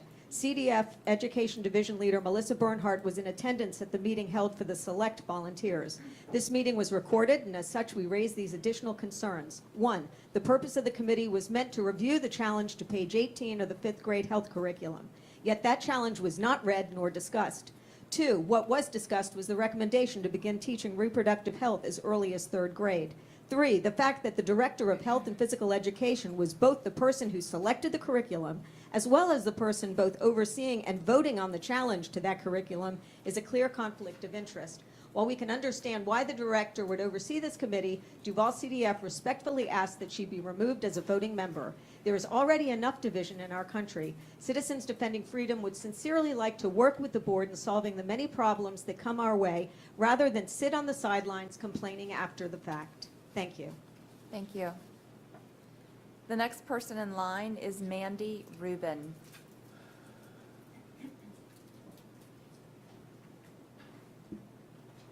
Good evening. My name is Amanda Regal. I'm a mom of 4 DCPS students in District 2 in Neptune Beach. I was a DCPS ELA teacher for 8 years. I have my master's degree in education from UF with a concentration in multicultural children's literature. I'm here tonight to speak about the value of diversity in literature again and request more Essential Voices books. Tonight I want to reference a powerful framework I studied and applied when selecting diverse text for my 3rd grade classroom and also in our home for my young sons. It's a concept known as Mirrors, Windows, and Sliding Glass Doors by Dr. Rudine Sims Bishop, a scholar and professor widely referred to as the mother of multicultural children's literature. Dr. Bishop states, books are mirrors when readers see their own lives reflected in the text. Books are windows when they allow readers a view of lives and stories that are different from their own. Books become sliding glass doors when readers feel transported into the world of the story and when they feel empathy for the characters. Knowing the benefits of Dr. Bishop's framework, how is it that all it takes is one extremist parent crying parental rights to remove a book from a classroom library? Seeing your culture reflected in literature motivates a learner and lets them envision their place in the world. So when BIPOC students or LGBTQ students only read books that are windows and white students only read books that are mirrors, all of these students are seeing an inaccurate representation of the world. White students also have fewer opportunities to learn or empathize with others who are different than themselves. Duval County is diverse, and students should be allowed to experience that diversity in the pages of their books. This is how our kids grow, and you are banning critical thinking. It's not just about books. You're banning critical thinking, you're banning empathy skills, you're banning black and brown joy, you're banning LGBTQ voices, you're not providing opportunities for anti-racism or allyship. All of these things are out the window when you allow Moms for Bigotry to hijack and dictate what students can learn. Thank you.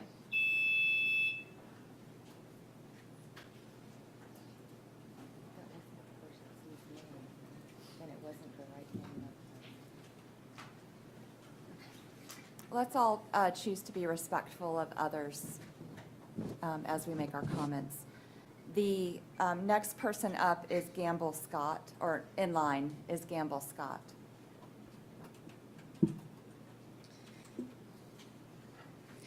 Hi, my name is Rihanna. I'm a graduate of GA, class of 2010, and I was a vocal student, and I'm here to share my story. When I was in 10th grade at the age of 15, I went to my teacher for help. I have scoliosis, and because of that, I have difficulty getting a full deep breath without discomfort. I went to him during a class where we were watching an opera that day. We were alone in his office. He was between me and the door and closed the blinds and door for privacy. As I was telling him what I was dealing with and asking for help, he stopped to tell me how attractive I had become over the last year. I knew then that he wouldn't help me. I felt very alone. I stopped caring about singing that day. From then, my demeanor changed. I was uncomfortable around him and did my best to avoid him. Because I didn't play his game and let him hurt me any further, I never made it past the lower level choirs. I never told anyone because I didn't think I'd be believed. He had more power than I did. This man isn't the only teacher at the school who has been inappropriate with students. There are many. He was reported for years and no one did anything to protect us. We were failed. It's unfortunate and things need to change so that children are actually protected. Thank you for listening to my story. Thank you.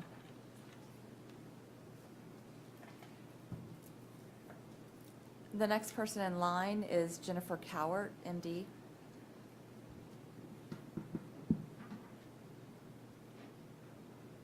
Do I start now? You're Oh, good. sorry. Hi, my name is Mandy Rubin, and I am a DCPS parent. I'm speaking tonight to express my concern that we have not yet reinstated year 6 of the CDC grant. This grant would provide important and needed funds to our district by continuing to support the actual health and safety of our teens. Instead, we're willing to say goodbye to that funding due to the misinformation being spread by a vocal minority of fearmongers who say that somehow asking questions about teens' health and sexual behaviors, opt-in questions, by the way, are not only inappropriate for middle and high schoolers, but also put them at risk of being groomed, when actuality it would give them some tools to protect themselves. It's shocking to me that there is more concern about protecting our kids from answering questions about their own lived experiences than protecting them from gun violence. It's shocking that we are willing to traumatize our kids with active shooter drills while the governor signs permitless carry into law. That it somehow is acceptable for our kids to risk their lives at school due to our lax gun laws, but we can't fathom asking if they had ever experienced rape. That is real harm. Information is power. Knowledge is power. Yet Florida is suppressing information via racist and bigoted book bans. Florida is dismissing the power of knowledge by refusing to let data guide our health and education decisions for our kids in schools. When we prioritize gun control, prioritize restoring access to books, prioritize comprehensive sex education, then we can say that we are actually committed to protecting our kids by empowering them. To empower them to do all these things, we need funds. Please reinstate year 6 of the CDC grant now. Thank you. Thank you. Our next person in line is Justin Kugler.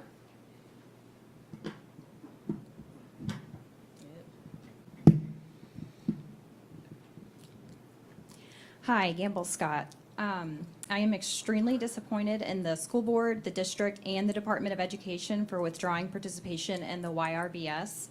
We are losing valuable funding that provides mental and physical health resources and services for our kids. The funding supports students without insurance, food for hungry kids, and housing and support for our homeless student population. Rejecting the current funding because of misinformation and hysteria puts the health of Duval students at risk.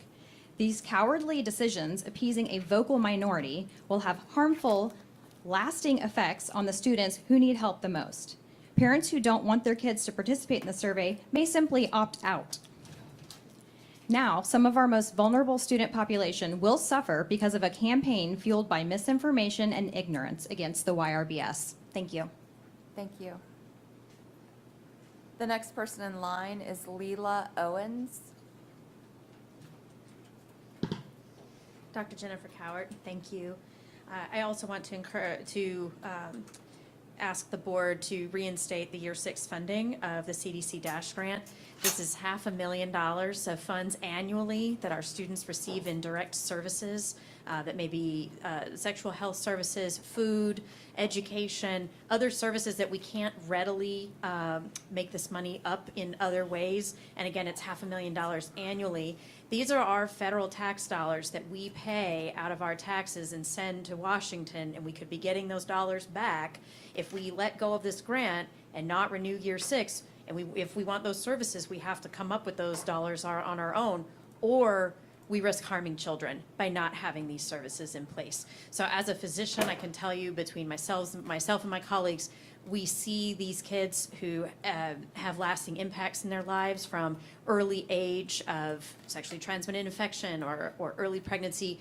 We know these types of services can be helpful. They can try to get a kid back on the right track, and we need these money coming back into our community. So I would really ask the board to reconsider and renew year 6 of the CDC grant now, which doesn't require the YRBS and would give us time to figure out how we would address that grant moving forward. So please renew year 6 and do not harm children by removing this $500,000 of services. I also want to continue to ask for greater transparency in the process of reviewing books and reviewing curriculum. I also have had a difficult time finding access to the meetings for the curriculum review, although I understand there's one coming up soon and I will be at that meeting. I know the district is working on this, but greater transparency would help all of us, and we greatly appreciate that while we're trying to get curriculum and books back on the shelves so our students are not suffering from their books being housed in a warehouse. Thank you. Thank you. Next in line is Charmin Smith.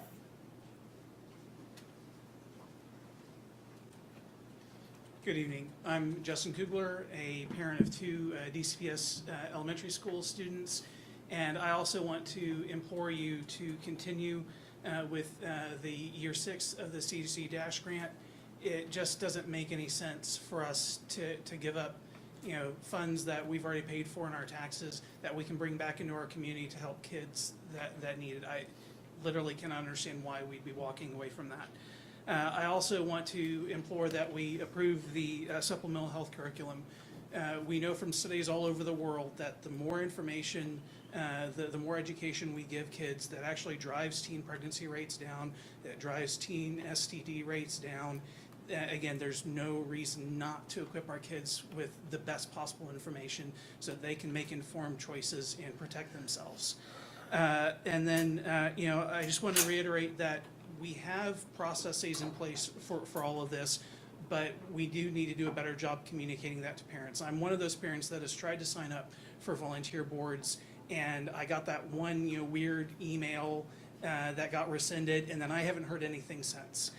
So there's this allegation that maybe one group of folks is being favored over the other. I certainly haven't seen that. And so I just want to encourage y'all to be as transparent and be as forthright and as open with the process and how these decisions are being made as possible. And just to further reiterate the point that we recognize that students have rights and parents have responsibilities, and all of our students have rights to learn and to learn in a safe environment. And if that's something that I have an issue with as a parent, or somebody else has an issue with as a parent, that they don't agree with that, we have the responsibility and the option to opt out if we don't agree with that. But what we don't have the right to do is to impose those personal home views on everybody else. And I just ask that the board keep that in mind when you make these decisions. Thank you. Next in line is Crystal Colston. Good evening. My name is Leela Owens. I have two children. One is in DCPS, and I want to specifically outline that my child is going to be 14 years old. I don't know how many people here have teenagers, but it is one interesting experience in 2023. The amount of information that they have access to, the amount of conversations that they bring to us, most certainly things that I wasn't speaking about when I was 13 and 14 years old, right? So I'm in complete support of this CDC grant. I think it's irresponsible, very irresponsible, not to take note and not to take into, what is the word I'm looking for? But not to take into consideration that we are living in a different age, right? We're living in a completely different place in this life. And also, I'm disappointed in the fact that I can see that personal morals and personal ideals are being brought into this board, when not only are your children in this board and you're in this board, but guess what, my children are in this board, in this school district. And I'm sure that all of our morals and the way we rear our kids do not align, right? What I think is right, you may not think is right. But also, you're making decisions that affect my children. You don't know what my children identify as. You don't know any of those things. So you should be transparent and really make sure that the minority voice that you guys are hearing represent the entire majority, because what I've witnessed these past 4 meetings has been extremely interesting, because they do not reflect all of my values. And I don't expect all of my values to be reflected here, but I think there should be some transparency, and I think there should be some reflection on the decisions being made on behalf of the entire district, because the district is diverse. The district is complex. The children are complex, and they know so much more. Thank you. Thank you. Thank you. Next in line is Wells Todd.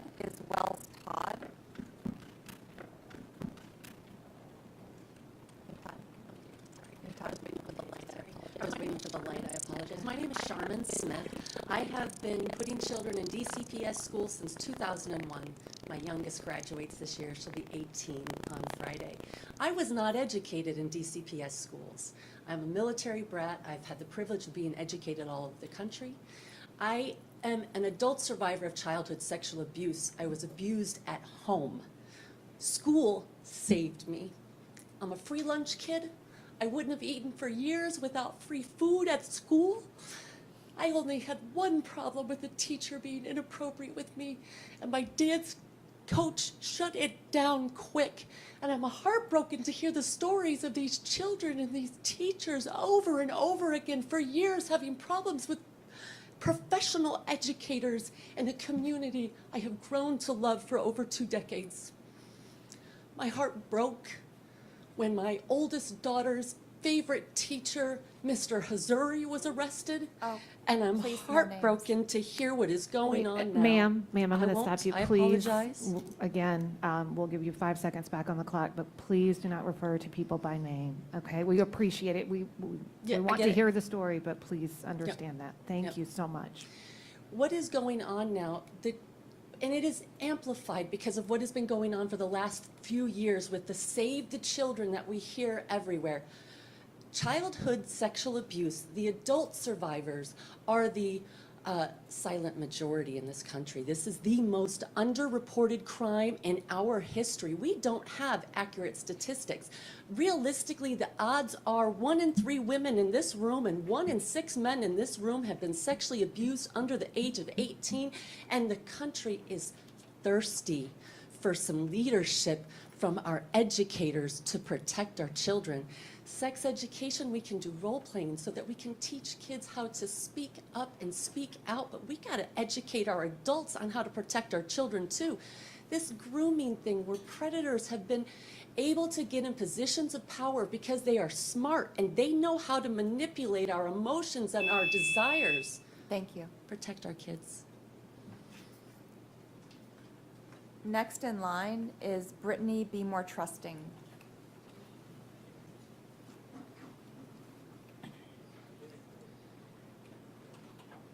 Hi, good evening. I'm Crystal Colston. I have 3 kids in Duval County Schools, 2 of which are playing strings or playing cello with Cathedral Arts Program. And so I wanted to thank you for your support of CAP. They just had a show last week and it was amazing. It was like a professional show. So my kids, because of that, my kids attend Title I elementary school. We do not have a media specialist. We have a revolving door of substitutes who are not certified. So currently, our entire media center is covered in brown packaging paper. So call it whatever you want to, call it banned, call it unavailable. The bottom line is, these are kids that at our small school, there's hundreds of kids that don't have access to reading materials, especially since these are kids who already struggle to reach state benchmarks for language arts. My kids have the privilege of a part-time, work-from-home mom who can take them to the library. We go to the cute little bookstore. They have Kindle Unlimited. They have, we have a home library. But most of their classmates don't have this, and so my kids are the exception. So for most of their classmates right now, every book in the school is banned, basically. So I know that this board is just executing state legislation, but my ask is that you can improve the efficiency and the transparency of this approval process, because right now we are taking access away. And like we said, we're trying to inspire students, and a lot of that is, having a fun book to read at school that day. And if anyone who has young kids and wants to work on some education, sex ed for their kids, there's a great book called It's Not the Stork, which I use for my kids starting at 5. So Thank you. Next in line is Corolla Zayas. You can correct me later. Yes, sir. My name is Wells Todd. I'm with Take 'em Down Jacks and the Jacksonville Progressive Coalition. Our children are dying. Their bodies are being torn apart by individuals who should have never been sold a weapon. But the people who really pull the trigger are sitting in seats of power. Our children who are part of the LGBTQ+ community are dying due to the same people in those same seats of power. It is time that we stop bending a knee to the right-wing white supremacist politicians that protect the arms industry. Making profits is the only reason they exist. I want to talk about the Second Amendment and why it was passed. The Second Amendment was put into place so that an armed militia could repel and put down slave rebellions and to capture Africans that ran away from work camps that we so fondly call plantations. It was also put in place due to the Haitian Revolution. The white enslavers in America were afraid the same thing could happen here. We have to know our history. A movement is growing that is demanding gun control. You can join it or stand on the wrong side of history, but our children must be protected. I know some of you on this school board hated it when school names were changed, removing Confederate names from our schools. I know you hated it, Thank you. and thank you. Next in line is Taylor Hovansik.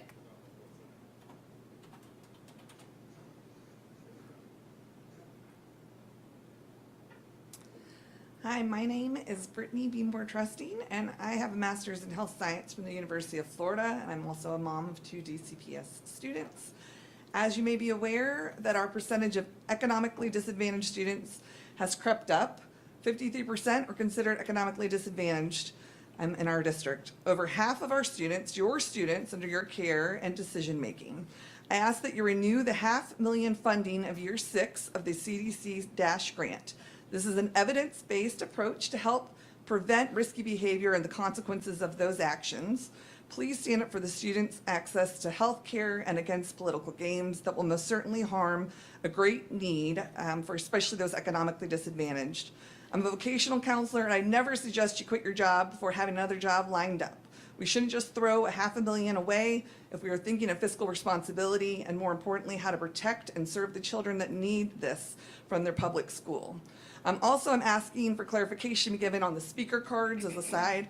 I was told today that the stickers with comments and also any multiple sentences handwritten out would not be read, and a person should just speak, but there's a lot of reasons why someone wouldn't be standing here speaking, including disability, so I ask that that be clarified on what the rules are on the speaker cards. Thank you.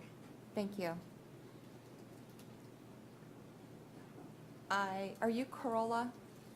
Okay, so do we have Corolla? No. Are you Taylor? Okay, so we're going to put 2 in line. First in line is Peyton Galvin, and then after that, Corinne Carabas.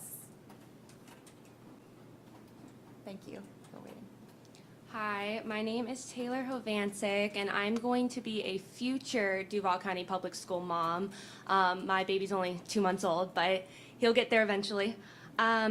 I am also a counseling intern at the University of North Florida, and I'll be graduating in 3 months, and I'll be getting my master's degree in clinical mental health counseling.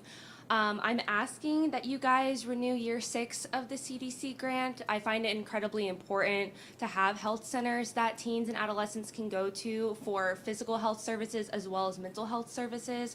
I advocate for both, but especially mental health services, because I see that there's a disparity for low cost and free counseling for children and adolescents. Yes, and I know that like with the teen health centers as well, they also provide the food for hungry kids, housing, and support for homeless kids, and a lot of other things. And so taking away that grant is going to provide a lot of loss for our community. I also really support putting these books back on the shelves, especially for children that cannot see books that have representations of them, like multicultural and diverse books. I find that are super important. And I also want to take a moment too to have you guys really reflect on some of the stuff that was said today about the Douglas Anderson teacher, and just really empathize with them. And I support every word that they're saying, that we need to have more protocols in place whenever there is an allegation against a teacher. That's all I really have to say. Thank you. Thank you. Next in line is Andy Bruck.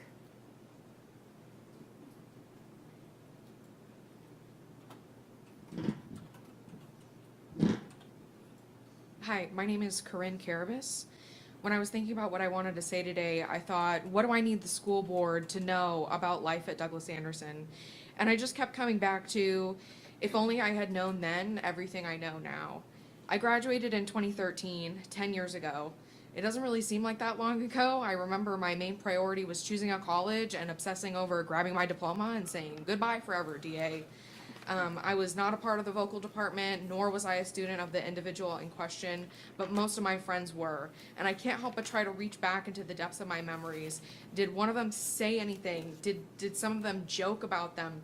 Why didn't I hear about this? Did I hear about this but was just so focused on getting out of there to notice? I don't know. So I'm left trying to pin down an explanation.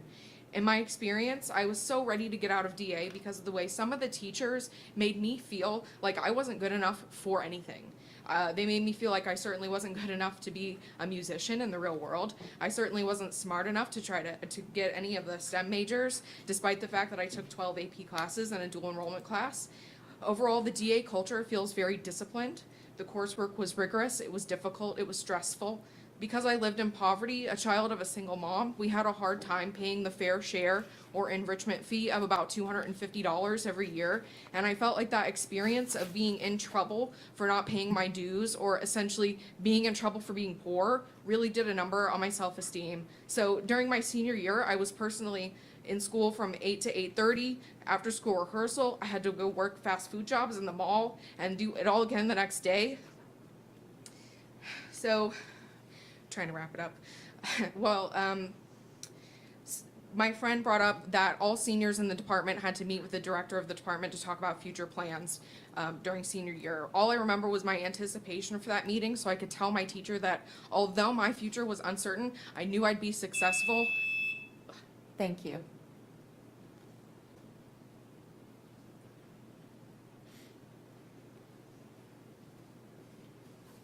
Next in line is Zhen Lu. Are you Peyton? Okay.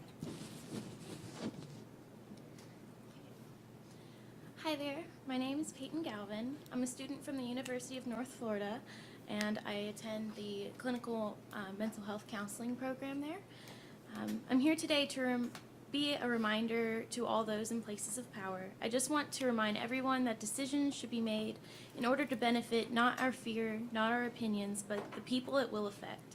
We should only enforce policies that we think will provide more opportunity to children. We should give them every available option and help them navigate that.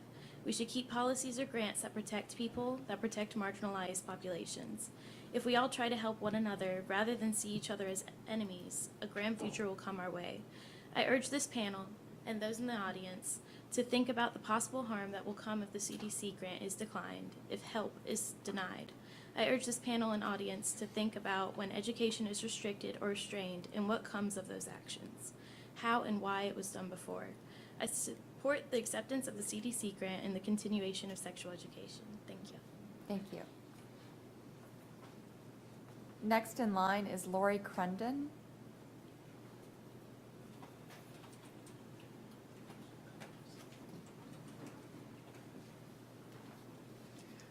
Good evening. I'm Andy Bruck.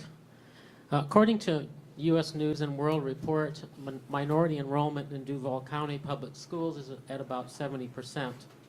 The Essential Voices book series, part of a trend to recognize, publish, and promote marginalized voices, has received rave reviews, such as that it increases exposure to multiple perspectives in classroom and school libraries with a continued goal to create lesson plans to allow students to learn about themselves and others. I am among those fearing that it is just such books that are the target of recently enacted laws in Florida. Concerning the DCPS review of 1,600,000 books, according to Florida Freedom to Read Project, while books are frequently pulled from shelves during investigations for limited or indefinite periods of time, this practice runs counter to procedural best practices of the American Library Association, which holds that books should remain in circulation while undergoing review, because if schools suspend access to books, then it renders them incapable of serving students. And in fact, DCPS issued a statement on February 17th that included an announcement that media centers at many schools are able to provide only considerably reduced hours due to the review of books. However, Florida's own Attorney General has argued in other lawsuits that these laws do not apply to books.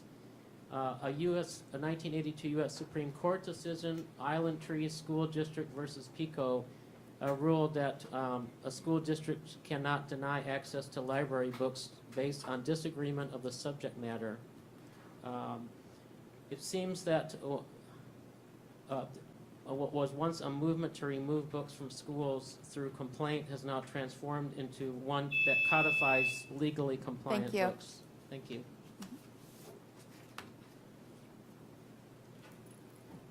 Next in line is Melissa Rafus. And you are not Jin Lu, are you?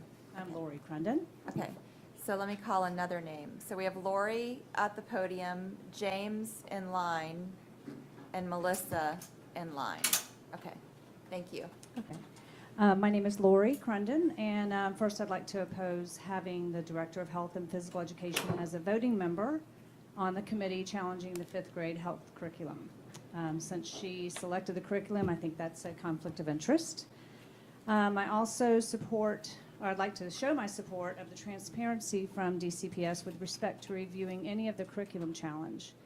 The 5th grade health curriculum challenge was to be about gender, yet the recommendation from the committee was to teach reproductive health to 3rd graders, to 8-year-olds. So on a side note from that, just recently I learned about this. It's called the Forefathers Monument. I don't know if you've ever heard of that. I had never heard of it. It's an 81-foot tall granite monument in Plymouth, Massachusetts. And it's a tribute to the Pilgrims. And at the center of it is a woman, and her name is Faith. And her right hand is pointing to the one true God, and her left hand is holding a Bible. And then seated on all 4 corners of this monument is morality, law, education, and liberty, and it's religious liberty. They knew that these were the prerequisites of a free and prosperous nation. So Proverbs 22:6 says, "Train up a child in the way he should go, and when he is old, he will not depart from it." What are we training our young children to do? What is the end goal of all of this? I'm thinking it has something to do with some nefarious agenda to sexualize our kids. It's wrong, and you know it, and it's heartbreaking. Remember the words of wisdom that Corrie ten Boom's father told her 120 years ago, that some knowledge is too heavy for children. They're children. And when they're old enough and wise enough, then they can, they can be told these things, but we need to let them be children. Thank you. Thank you. We have James next, followed by Melissa, followed by Becky Nathanson. Good evening. James Crunden, address on file. Can you hear me? Yeah. Yep. I definitely oppose the Director of Health Physical Education being as a voting member, and I think there does need to be accountability and transparency. I do love the new, the tassel's worth the hassle is terrific. I think we should go back to, that's wonderful, and that's a great way to start with, but I think we should go back to some of the tried and true things about see something, say something. And I have 4 children that have gone through DCPS. I have no need for a refund. Great job. Grandchild who went through La Villa and Douglas Anderson. Praise God, nothing wrong there. My only complaint and my only focus is I think that we're falling away from God. When we remove God from the schools and from the public square, I think God is finally starting to take the hint and saying, okay, we'll see how this goes. Are we better off now than we were 4 years ago? Probably not. 8 years ago, 10 years ago? It seems to be insidious, and there's been a lot of things from competing or opposing views that I look at and I say, you know what, there's a good point. That's a good point for debate. But there's certain things that common sense, morality, decency are easily perversed. We won't go into some of the horrendous, the school shootings, the violence, these horrible things that are going on. I just think that if we'd all focus a little bit more on, now these three remain, faith, hope, and love, but the greatest of these is love. I think it's 1 Corinthians 13:13. Have a great evening, and keep up the good work, and keep an eye on, and don't be afraid to see something and say something if something happens to one of your precious children. There's something about better for a millstone to be tied around your neck if you allow something to happen to these precious children and be the depths of the ocean. Anyway, God bless. Thank you. Okay, next in line, we have Carl Polk.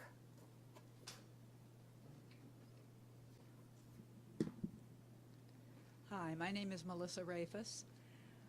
I'm here to really endorse and support the calls for transparency. I think you all are working toward it and trying to do a better job, but transparency about when committees are being set up makes a big difference to all of the folks who attend here and to many of the parents out there and other taxpayers for DCPS.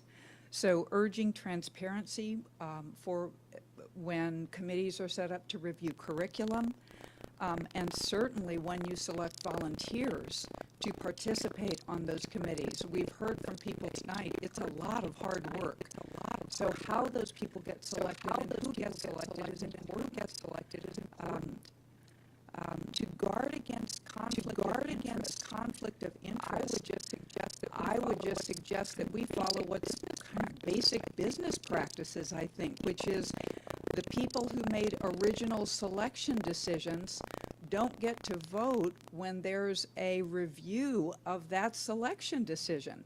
That's a very standard process ethically in any business environment, and I would just urge you all to think about that when members of DCPS are voting on the decisions that they made. And finally, I would just urge us to focus our DCPS efforts, energy, dollars on reading and writing and math. With those tools, our kids can go anywhere. And our scores in Duval County of kids who are proficient in reading at the 3rd and 4th grade level are appalling. It's frightening. We need our kids to be able to learn, to be able to read about many different ideas, many different kinds of people, many different things that are happening. Thank you. Thank you. Okay. Last in line is Deanna Barone.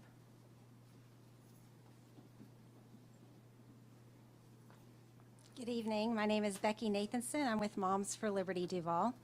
I'm here tonight to thank the board for finally working on a policy to codify separate bathrooms, locker rooms, and sleeping arrangements for boys and girls. This simple policy will align with both state statute and the district's own drafted student support guide. Parents have been surprised that this wasn't already publicly addressed by the board. We've learned from students of district schools, as well as some administrators of district schools, that biological boys have been allowed into girls' bathrooms at some schools. While I know the board would prefer not to deal with the issue, the majority of school teachers and parents are behind this policy. The safety of our girls should be the highest priority. I want to personally commend the board member who chose to bring this issue to the forefront. The people are with you. Those of us who expect girls to have these girls-only spaces are not a vocal minority. We are the majority. Along those same lines, Moms for Liberty Duval would like to ask the board to codify separating boys and girls during condom lessons in middle and high school. Again, parents have been shocked to learn that not only were condom lessons being taught in middle school, but that it is the district's practice to keep boys and girls together, even in middle school. I received an email from the Director of Health explaining why the district does not separate boys and girls for condom lessons. Our request is simple. Please consider doing one of two things. Put in policy that boys and girls will be separated, or just please notify parents that you're teaching condom skills in a co-ed setting. The board saw fit to address the use of penis props for condom lessons in policy, so it seems appropriate that you could address this in policy as well. Thank you for your time. Thank you.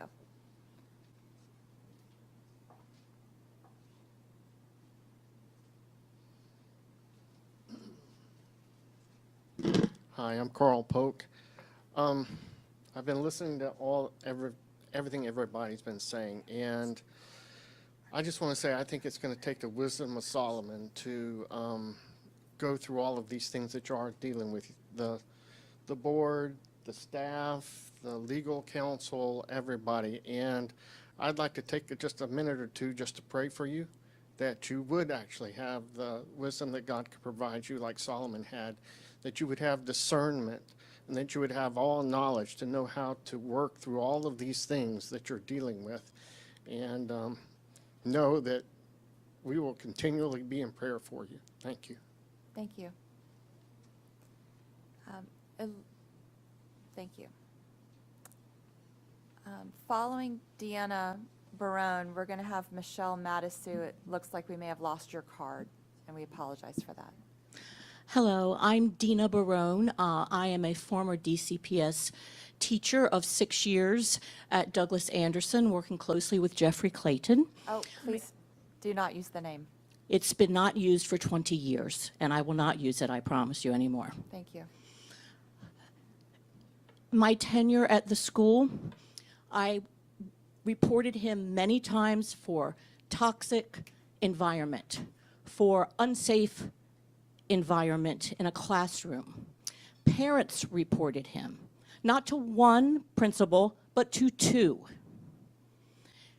Somewhere there's a disconnect between the principals reporting to you. This man took emotional children and made them not want to sing anymore. In 2013, he was taken out of the classroom for something. That was my first year there. So I do not know what happened there. I don't know the particulars, okay? And then he was reported by 4 employees that worked closely with him, one you've already heard from. After that, a year and a half ago, I had one of your investigators call me and ask me many questions. I was on the phone for an hour and a half. That was a year and a half ago. You have failed those children. You have failed the people that worked in the toxic environment with him. I hope that out of all this, you get better protocols set up. And I demand that besides your investigative team within the Board of Education, that you get an outside investigation team on this.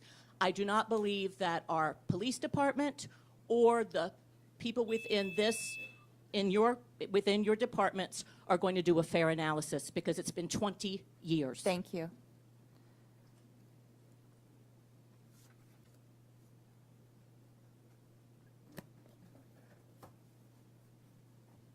Michelle Madisu, can you hear me? Hi, sorry. Just a couple of quick things. I'll make this short. And I did turn a card in, though. I really did. Looking over some different statistics with regards to in 2023 and 2022. Clay County, math, Clay County was at 65% proficiency, Duval County 46, Nassau County 76, and St. John 77. English for Clay was 54, Duval was 44, and Nassau was 62, and St. John's was 70. So I am also a graduate of Duval County Schools many years ago, and I had a great education and great experience. I think it's imperative as well to get back to the basics of education And it seems like things have gotten very political, very polarizing. And the most important thing is that our children are receiving a quality education to be productive citizens for the future. Okay, on a side note, I've been here. My first school board meeting was several months ago. I've talked repeatedly about Douglas Anderson. I have a family member that's there, and my family member's mom, my marriage, you know, talked about having, you know, 2 male teachers walking around in dresses, and the toxic culture there. I've told you about the cafeteria during Halloween. If you want a piece of candy, come up and say, I'm gay, and you get a safe space sticker. That has no business being in the schools. And I'm very concerned about everything I heard today, because Douglas Anderson is arts. It's developing creativity. It's not supposed to be a place that's unsafe for children. That is really upsetting to hear these stories. I also have a friend who is from Nashville, whose kids went to the school where the shooting was, not at the time of the shooting, but her kids grew up in that school. She knows all of the people involved that were harmed, including the shooter and the shooter's family. And one of the things that's never talked about are that the majority of school shooters are on psychotropic medications. So- Thank you.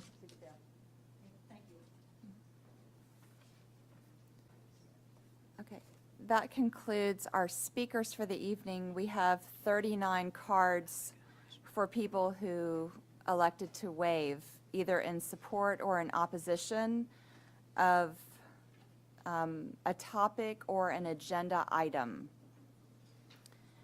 The first is Ed Williams, supporting more math, reading, and writing,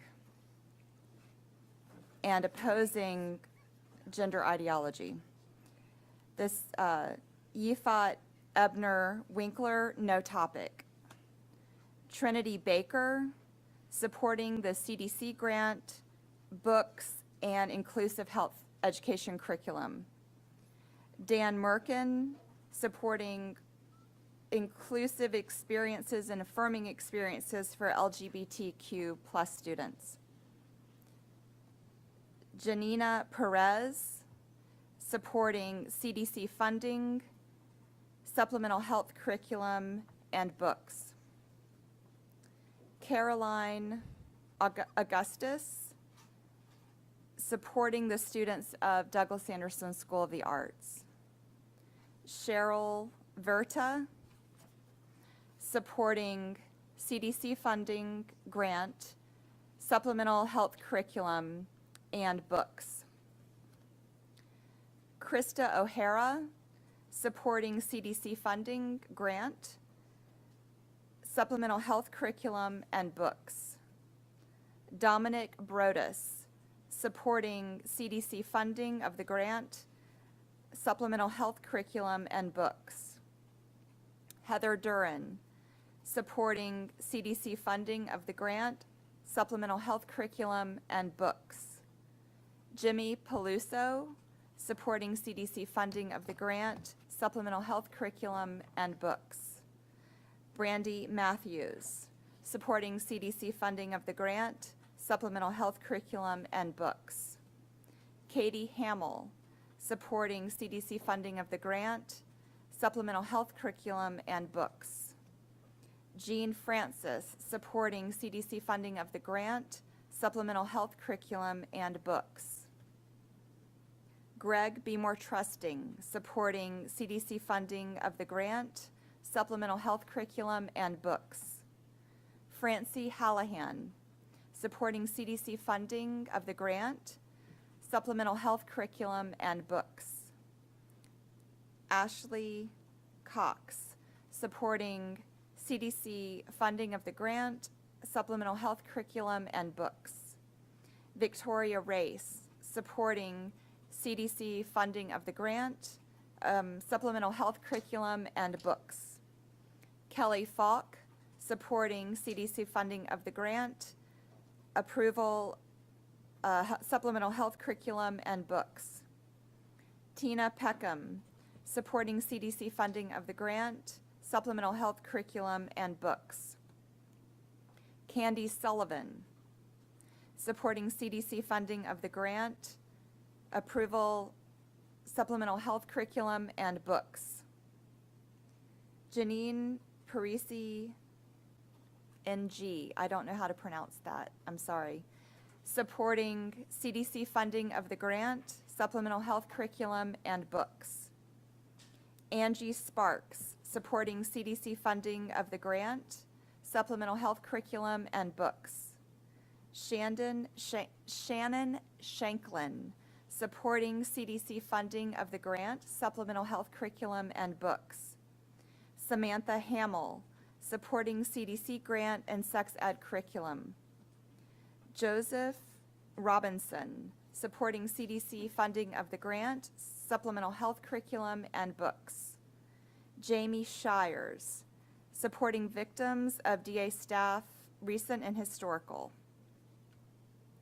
Twyla Church, supporting victims of DA staff, recent and historical. Hannah Wells, supporting CDC funding of the grant, supplemental health curriculum, and books. I found Michelle Matiso's card. Mike Adamson, supporting Douglas Anderson teacher investigation, focus on reading, writing, and transparency in DCPS decisions. Wendy Collins, supporting CDC funding of the grant, supplemental health curriculum, and books. I believe we already heard from Deanna Adamson, or was that a different? I'm sorry, Deanna Adamson, opposing having Director of Health and PE as voting member of the committee regarding health curriculum. Tabitha Byers, support DCPS focusing on reading, writing, and math. Annie Kirby, opposing lower age when puberty-related material is taught, supporting prioritizing help for students with reading and math deficiencies. Christina Diley, supporting CDC grant, sex ed, and opposing banning books. Whoa. Mary Riley, opposing health curriculum. Debbie Elliott, supporting DCPS focusing on math, reading, and history. Kara Eisenman, no topic listed. And that concludes our wave cards. As we conclude the speaker cards this evening, I want to make sure that I thank the audience, aside from a handful of people that did not follow our established protocols for civil discourse. We really do appreciate everyone that does. We know many people come here with divergent views, and we appreciate the opportunity to hear them in a manner that is conducive, again, to civil discourse. So thank you to all of you who came out tonight to let us hear your thoughts on the items that are going on in our district. With that being said, we are going to take a 15-minute adjournment. It is 8:41 now. We will return at 8:56. And again, we thank those that came to speak tonight.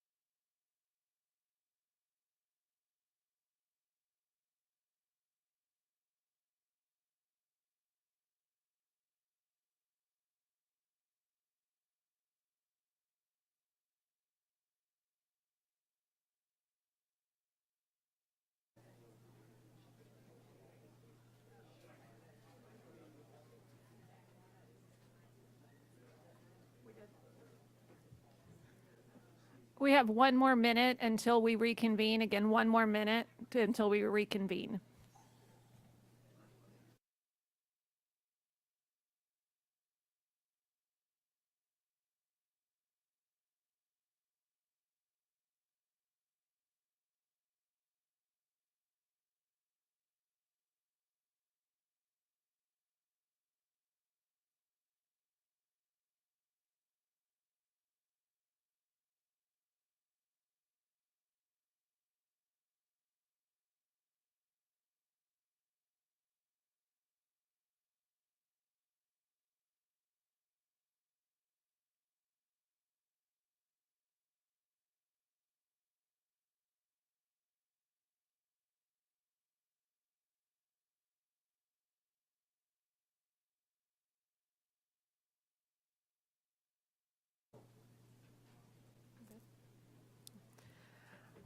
All right, I want to thank everyone for reconvening at the designated time. We appreciate that. We're going to move on now to comments from designated parent organization, district parent teacher student association, DCC, PTA, district advisory council. Is there anyone here from those organizations? No. Hold on, I'm coming to you, not quite yet. I know you're here though, I see you. We now have parent organizations. It's Michael Hawk from District Advisory Council here, Kay Hawkins from PTA, Basco Eagle from Title I, Aaron Hutchinson from ESC Advisory. Seeing none, I'm going to move on to employee organizations, our exclusive bargaining units. Terry Brady, DTU, if she's here. Elton Brown, President AFSCME. Jason Geiger, President JSA. Ronnie Burris, Business Manager, LIUNA. Tonight, I do know we have Frank DeLong in substituting for David Bryant for IBEW.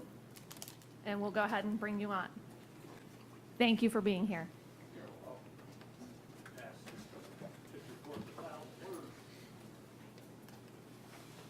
Okay. Frank DeLong, Chairman of the IBW 177. I would like to start tonight with a magic trick.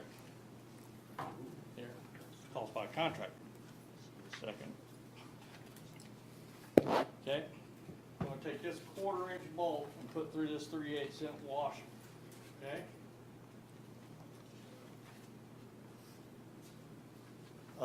This fell out of a wall-mounted unit that weighs approximately 800 pounds. It was installed by a school board contractor. This bolt is what maintenance uses and is required to use on all installs. This has a shear weight of 250 pounds. Okay? This has a shear weight of 1,600 pounds. This bolt, once it went into the stucco, 5/8 stucco, only stuck into the concrete block about 1 1/8 inches. Okay? When facilities was notified, their representative showed up and stated that it has a tensile strength of 3,000 pounds. You're right. If you take this on a hydraulic press and squeeze down, it'll take 3,000 pounds of pressure to break it, not the 250 pounds shear weight to cut it off. Their representative said the only regret they had is a contractor should have used a smaller washer, negating the manufacturer's instructions on the install. I therefore notified code enforcement before the 800-pound monster falls off the wall and crush someone. The head of code enforcement replied to me that when it was final, if there was any violation, that it would be failed. I would also like to note the reply was courtesy copied to everybody who knew me within 140 miles. Now that unit was removed and reinstalled over spring break like it should have been done the first time. Did we pay for 2 installs? Facility rep said they didn't use maintenance for the install because they were busy and overloaded, and our guys said they were never asked and they weren't busy. If you look at the second page, contractor installed this unit is peeling off the walls about 2 to 3 inches. This is at Paxton High School, waiting to kill a child. We want a list of all the wall hung units installed in the last year and where. We want to know exactly where they were installed so we can be observed by the IBW so we can relate to the board. Facilities stated that Westside Middle is going to replace 48 wall-hung units, working wall-hung units. Did you get that? Working wall-hung units. So we're going to replace something that works. And they actually got 300 for the district they're going to do. On page 3, there's a switch. This is at Westside High School. They remodeled the kitchen there. A new wall was installed approximately 4 inches from the existing wall. They took the wires out of the switch, came across the gap, and stuck the switch on the new wall. This is in direct violation of National Electric Code and National Fire Protection Agency Code.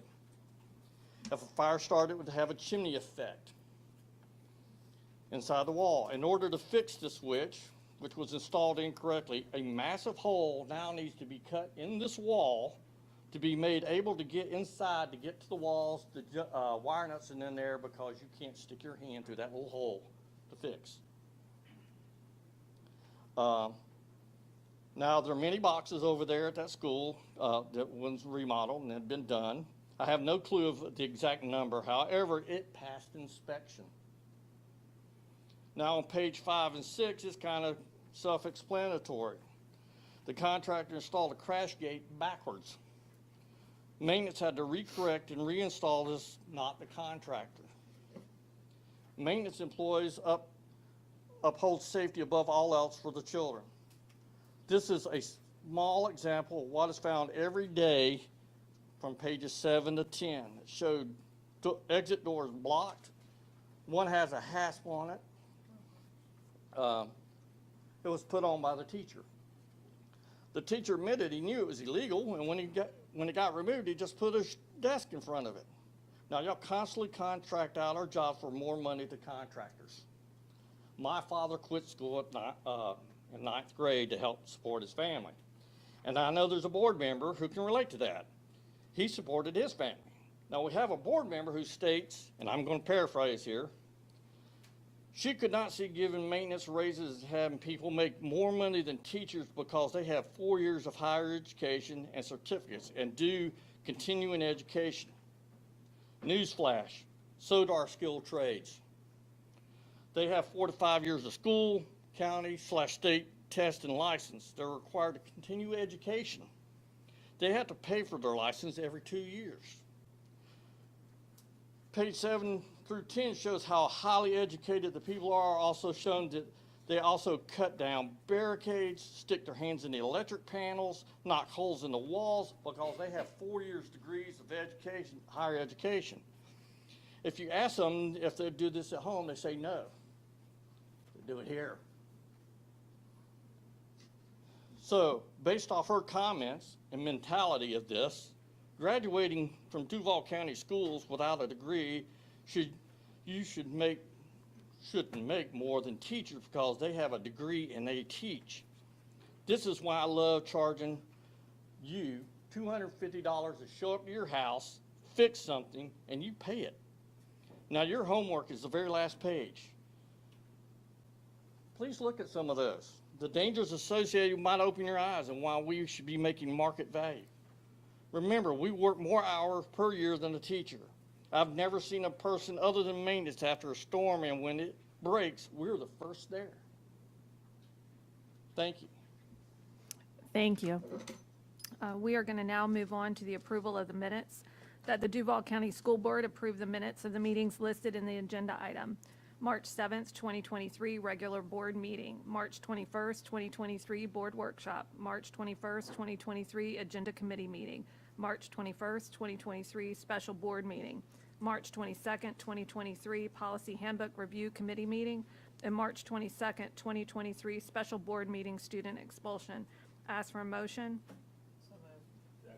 I have a motion by Board Member Hershey and a second by Board Member Jones. Is there any discussion? Seeing none, I call for your vote.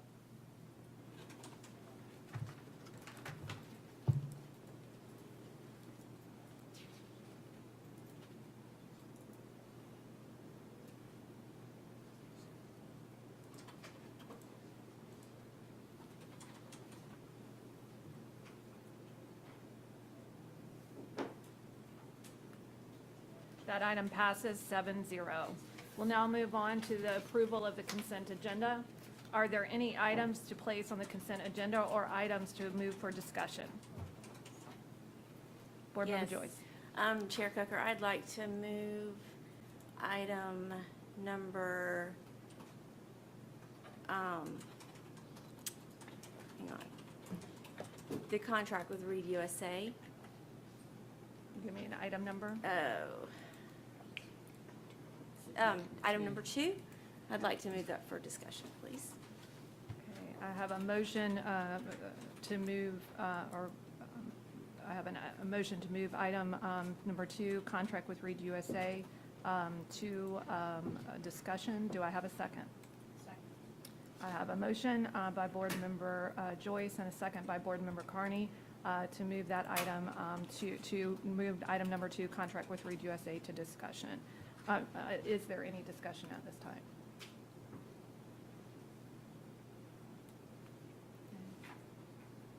So the motion on the floor is to amend, Office of General Counsel, Mr. Poole, I just want to make sure I'm doing this properly. This is the first time this has happened to me as board chair, so I want to make sure I'm following proper protocol. So I'm going to bring you back to us real quick.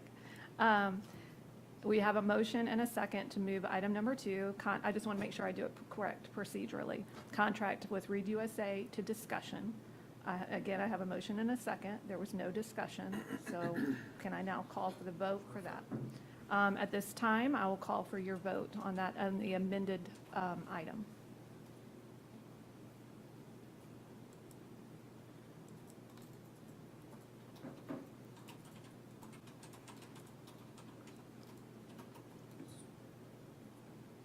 Through the chair, mine says vote for the approval of consent agenda. Is But this that would correct mean vote? as amended. As amended. As amended. We will change it to amend. Okay. Can you, okay, thank you.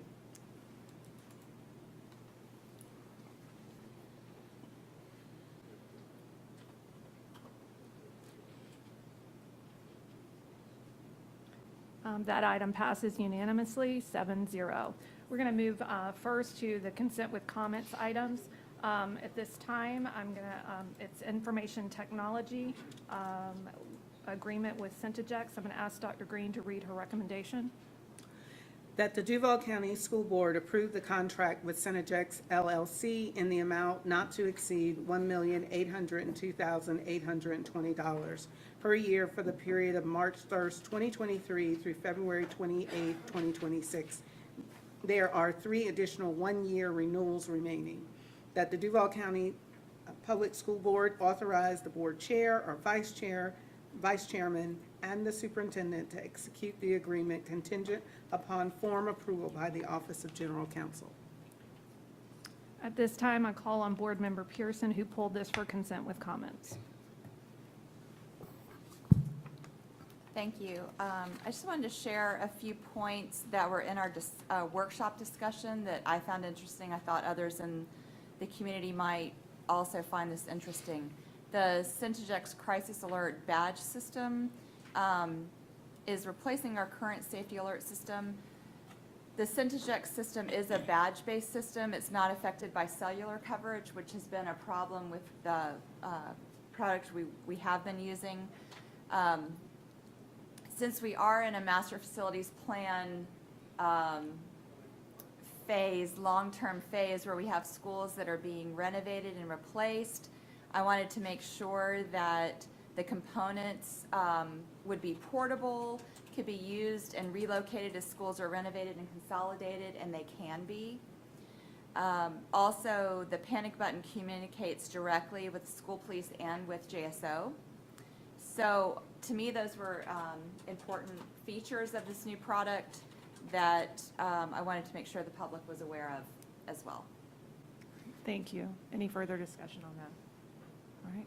We will move on to item number 2 in order of those items that have been pulled for the discussion agenda. The first item that has been pulled is approval of agreement with Read USA and academic services. Dr. Green, I ask you to read your recommendation. That the Duval County School Board approve an agreement with Read USA Incorporated for an amount not to exceed $242,840.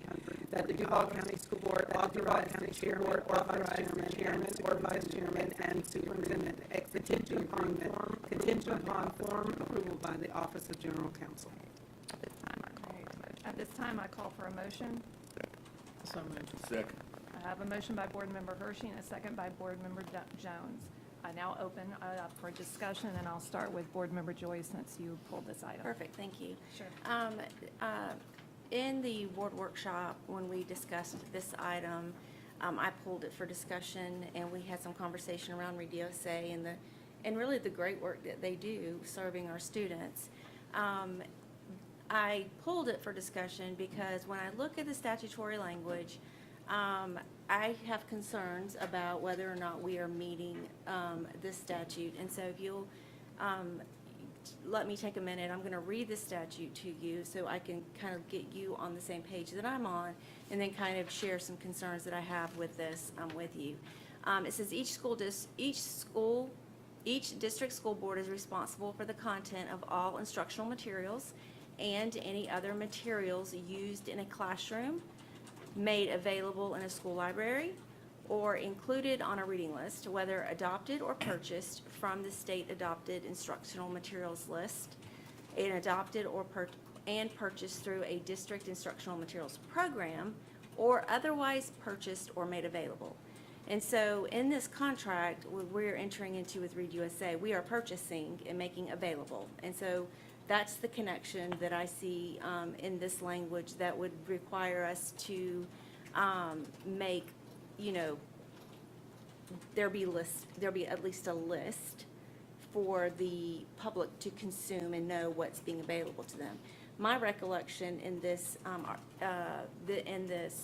conversation we had a few weeks ago was, number one, that the REDUSA, they do provide lists what's going to be available to the students, but many times or sometimes those books can come off or they can come on, and those lists are not complete lists.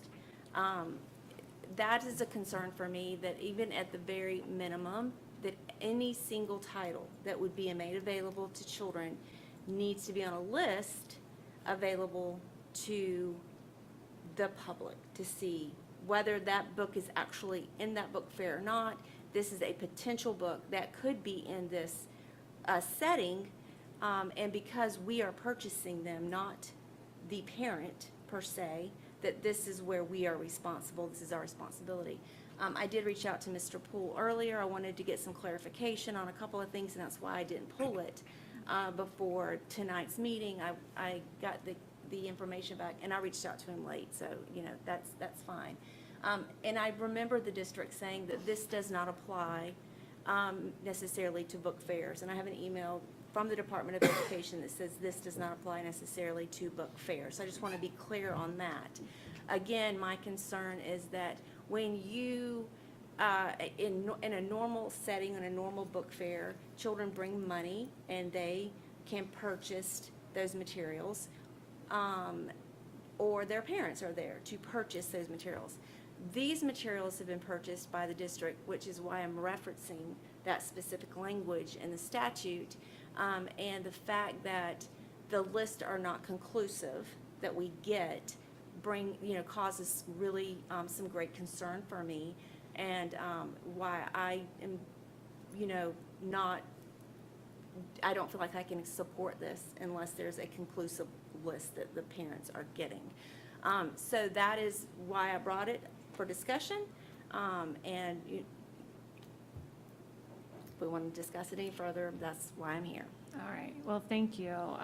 And certainly, just for the record, you're welcome to pull things whenever. We do it as a courtesy if we can do it early, but we know that information comes later from time to time. So you're always within your purview on that. I see Board Member Hershey.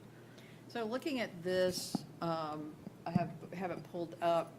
I don't want to lose my spot, but in one of the paragraphs at the top, it specifically says, during the book fair, each elementary student will have an opportunity to select 2 books of interest. Award-winning, high-interest STEM-themed books will be purchased and provided to each school according to the grade level and number of students at each school.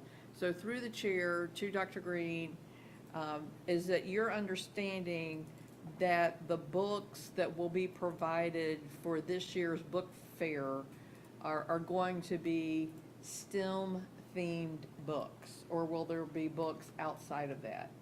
Through the chair to Board Member Hershey, the vast majority will be STEM, but I think we sent the list.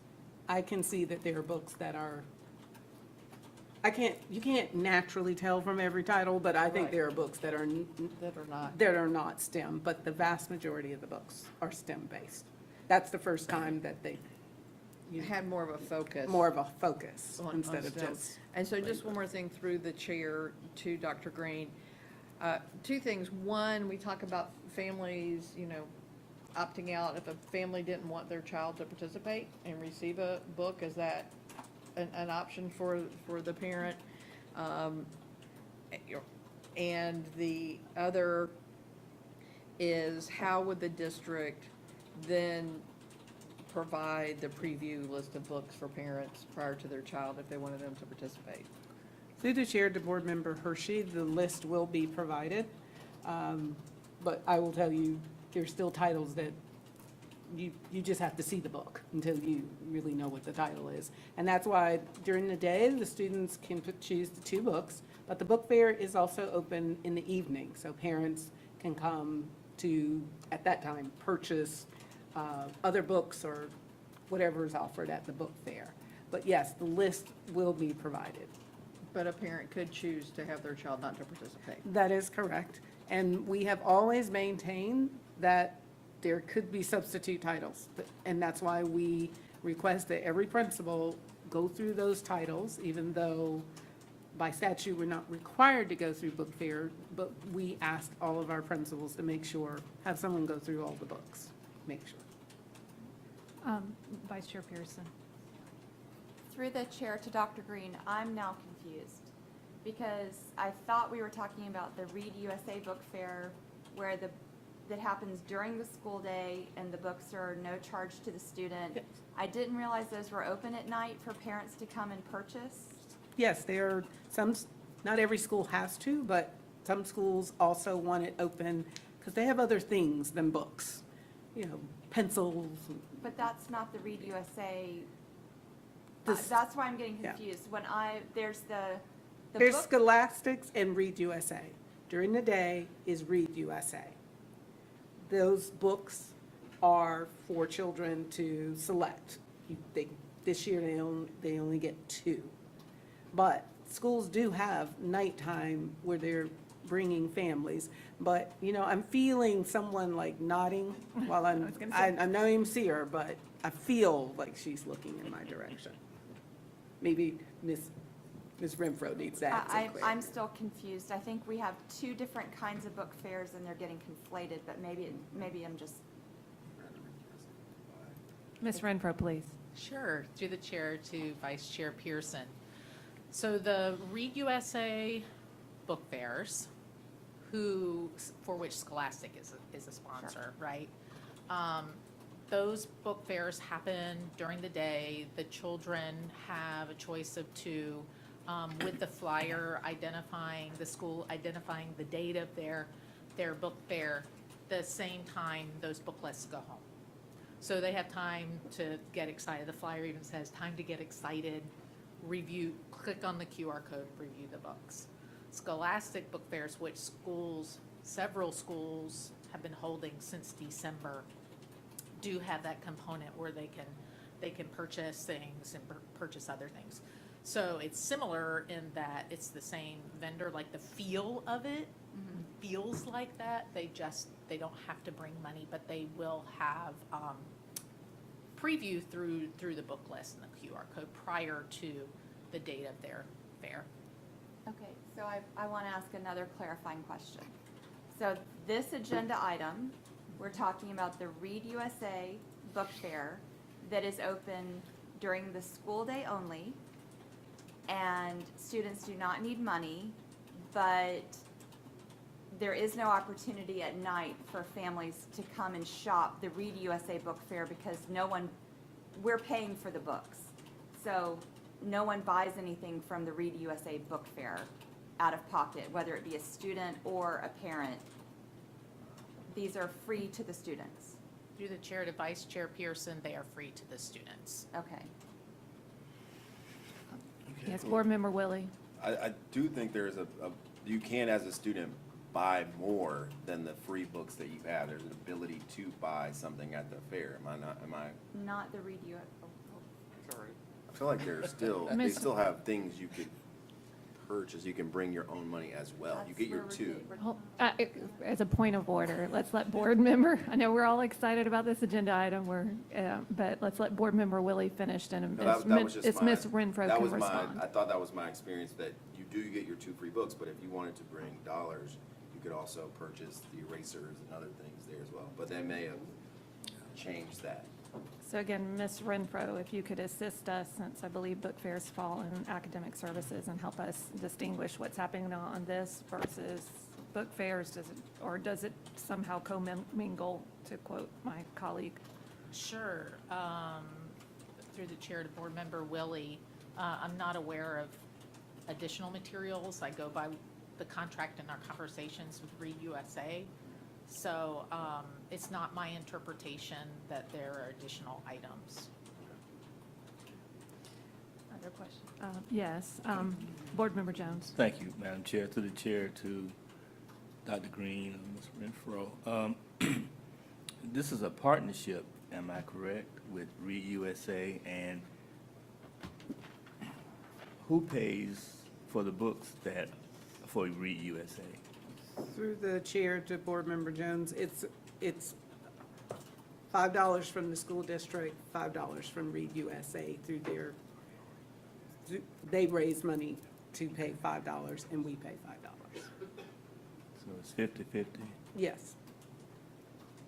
And each student this year can get 2 books, and the list will go out prior to the book fair, but the list may not be all-inclusive of the books that's offered. Through the chair, they have the authority to substitute titles. So that is, we always have made that statement, yes. And that information goes out to the parent that they can substitute the books? I believe that is on the list, but don't quote me. I'm now going to look. All right. I would think that if parents are made aware that there could be substitution and they have the option of the child not participating. I know kids love to get the books. I've gone, I've participated, I plan to work again this year. If they allow me, I still have my red apron. I think it's a good program, and as long as parents are aware, then I feel comfortable with the current procedure. Thank you. Board Member Carney. Thank you. I think, just to kind of piggyback on what Board Member Jones was saying, and to go back to what Board Member Joyce was saying, I agree. I think that this program is great, and that the kids get to choose 2 books without having to purchase. I think it's fantastic. I'm in agreement that I think if we are providing a book list, even if it's just an asterisk at the bottom that says some titles might be substituted due to stock or whatever the case may be, I think that's a great idea. But I think, and correct me if I'm wrong, Board Member Joyce, I think the reason why she brought this up is because that we're in a climate right now where the board is responsible for what is stated in the statute as far as what's coming in and out for reading materials.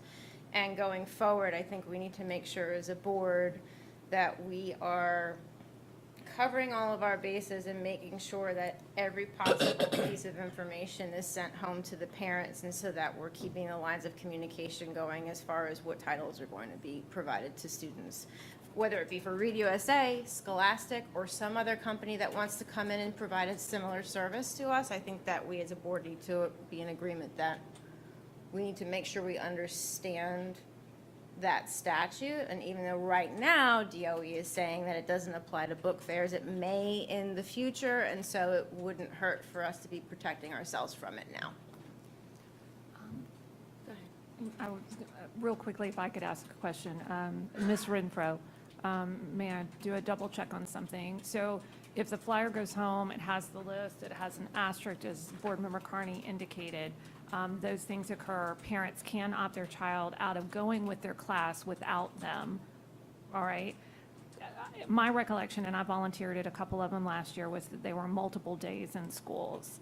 And so could a parent then come to campus the next day and go with their child that had any type of concern over the fact that there is an asterisk that books could be substituted? To the chair, so depending on the size of the school. So if it's a larger school, they'll have 2 days. If it's an average size school, it's 1 day. So they will, but however, they will have that they will have that notification prior to the book fair included at the bottom of the list, that asterisk, that would give them the opportunity to come and attend. And I know we've had families that have attended the book fair at their time because the school will have that schedule prepared for families. So they always have the option to come. And I will say, in one of the schools I was at, a couple of parents did drop by and help their child select books, and they were all excited. So that's great. Board Member Joyce, you were going to add? Well, I would just add, again, I will say, wonderful program. Kids getting books in their hand is a wonderful thing. And I know that, I've worked at a middle school. We had book fairs. Kids get really, really excited about going to book fairs. Again, my point is, there's a statute that says if we're purchasing the material, we are responsible for that. And at a very bare minimum, I'm not even asking for a vetting of all the books. I'm asking that you list the titles. And just to substitute something in without, like, these are possible titles that could be substituted in, just tell us what the titles are. But to have a vague, this is not comprehensive, for me, based on what I need to do to uphold the law, I need to see a comprehensive list of titles, whether they are going to be in that media center or if they are not going to be in the media center. There could be a possibility. I just want to know what the titles are. Dr. Green, do you want to? Through the chair to Board Member Joyce, we have asked them to give us the list and they will not, because they don't know what they might substitute. If it's not in stock, then it's an emergency change out of books. And that is why our backup is saying, principals, go through those books before your students come through, because we will not get a comprehensive listing, because it's clearly about supply and demand. Oh, this book we had enough, we went to 5 schools, it's gone. More students chose it, so now we have to substitute something in. But again, I heard that principals are being tasked with reviewing as well. Being tasked to vet those books before students participate. Board Member Willie, did you want to add? I was just going to point us back to the agreement, and it does say Read USA will provide families with full access to book titles included in each school's book fair announcement. So, I mean, the good faith effort is happening to do that. I think with the asterisk or whatnot, I think that should suffice, because it doesn't say they're not going to do it. It actually says that's what is going to happen. So that's what I would point us to as we have finish this discussion. Any further discussion? Then I call for your vote. Hand vote. Hand vote. All right. If you'll signal with your hand, all those in favor, raise your hand by saying aye. Aye. That item, and those opposing say nay. Nay. That passes 6-1 with a nay vote with Board Member Joyce. All right, thank you. We'll now move on to the next item, which is on the discussion agenda. At this time, we'll call for information technology, IT hardware, RFP, MTech. Dr. Green, can you read your recommendation, please? That the Duval County School Board approve the amendment and renewal of RFP number 03-19 LM IT Hardware with MTech Incorporated for the period of April 1st, 2023 through March 31st, 2024, in an amount to not to exceed $45 million. There are 2 additional one-year renewals remaining. That the Duval County School Board authorize the board chairman or vice chairman and the superintendent to execute the agreement contingent upon form approval by the Office of General Counsel. All right, thank you. I call for a motion. So moved. I have a motion by Board Member Hershey and a second by Board Member Willie. That being said, we'll open it up for discussion, and I'll start because I'm the one that pulled this item. This item was, as board chair, occasionally I'm approached to add items, agenda items that were not taken to agenda review. This is an item that I was asked, could we add it? And I try very hard to work with district leadership to add items. I certainly don't want to get in the way of the work of the district. But then when I opened it up and read it, I realized it was for a $45 million contract. At which point I went, okay, hold on just a second. This didn't go to agenda review. And I pulled the item in fairness to the public before we do a $45 million item. I feel like we at least have to have some discussion over it. So I'm going to start with, could we get a summary of what this item is, what it will be used for? And then I would like some understanding as to why it didn't go to agenda review, what caused the issue of a $45 million contract to not come to agenda review. Through the chair to the chair, I'm going to ask Mr. Colbert to answer your questions. To the chair, what caused us to bring this item early is that we are basically implementing an early renewal so we can continue some ongoing projects that need to get done by the end of the school year. We have orders that we need to execute just to prepare for the next school year. Including the equipment that needs to be purchased for Rutledge Pearson to go into the new school.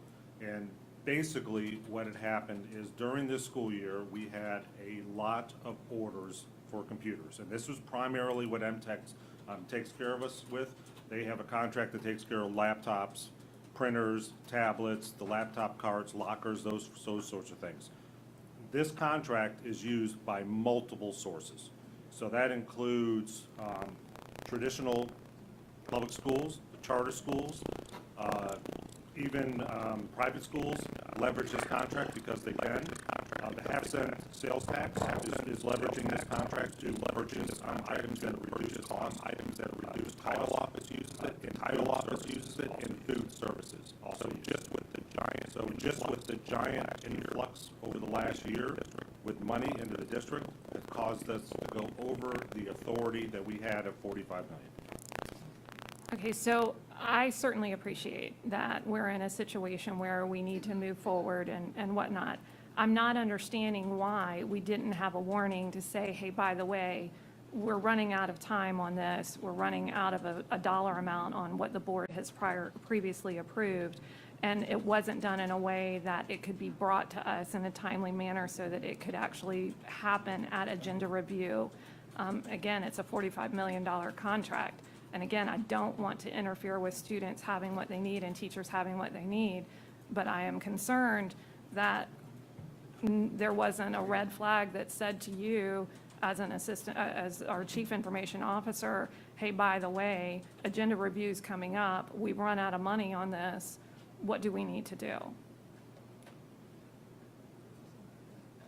I agree that there should be some type of a warning signal. The issue with this is that very little of this funding belonged to the district. For example, the capital funding used for this against this $45 million was only $13 million this year. So what used up a ton of this was, for example, the ECF laptops. So that ECF laptops were $20 million that the district purchased for those laptops for students to take home. That was reimbursed to the district by the FCC. But ultimately, it fell across this contract because that's the vehicle that we used to purchase them, so it came off of that $45 million. Right. And certainly I appreciate that. I still wonder if in purchasing somewhere there wasn't somebody monitoring something to say, we're getting ready to go over the approved $45 million, we should call the person who has this agenda item. I get that it's hard for you to track because it's coming from different places. Charters are using it, food services are using it, everybody's using it. But somebody should be watching that the number is, at some point, somebody figured out, oh goodness, you know, $45 million, we need to go back to the board. And now we're in a catch-22 here, because from what I gather, we're in a situation that if we don't approve this tonight, that some students, teachers, whatnot, may not get what they need until we get it approved, that it's now a sense of urgency. Is that correct? To the chair, yes, there are several PRs that are waiting approval for this item. So we're already at a standstill as a result. Is that correct? We are somewhat of a standstill. Okay, let me go further. So, and the desired outcomes, or expected outcomes, we talk about anticipates large purchases. Can you define the term large purchases and what those large purchases could be in the coming year for the $45 million contract that we're supposed to approve tonight? Speaking to the title office, they are expecting that, that schools are, particularly some of the private and outside entities are going to be using the leftover federal funding that they were allocated against this contract. So we expect a big uptick this year. Okay. Under financial impact, I see that this went from 16 million to 18 million to 16 million to 45 million and now proposed 45 million. Can you talk about why we jumped? And again, I'm not opposed to teachers having what they need and students having what they need. And I want to, IT does a great job in this district of doing what they need to do to keep us innovative. I don't want to get in the way of that. But at the same time, where did the jump in funding come? How did that occur? To the chair, primarily was the year where we had COVID and we executed an order for 65,000 machines so we could go one-to-one in our secondary and increase our overall ratio in our elementary schools. So since that was a long-term lease that was approved by the board, that increased the number every year. And then all the federal money that came in, especially around COVID, was all executed primarily against this contract for us and others to receive devices for students. Okay. And then finally, I see in here it says expenditures will not exceed 45 million from capital funds, general funds, Title I, SAI, external grants, distance learning, and IDEA. My question is, do we have any idea what the proportions are? Because anytime I see capital funds, I get nervous and just want to make sure that I know Mr. Suarez needs capital funds. I know you need capital funds. I know that's always an ongoing debate between those two divisions. What are we looking at in terms of the breakdown of that? To the chair, I plan to spend next year what I spent this year, which was around 13 million. Okay. I don't expect an increase from there. Okay. Does anyone else have any questions? Board Member Carney.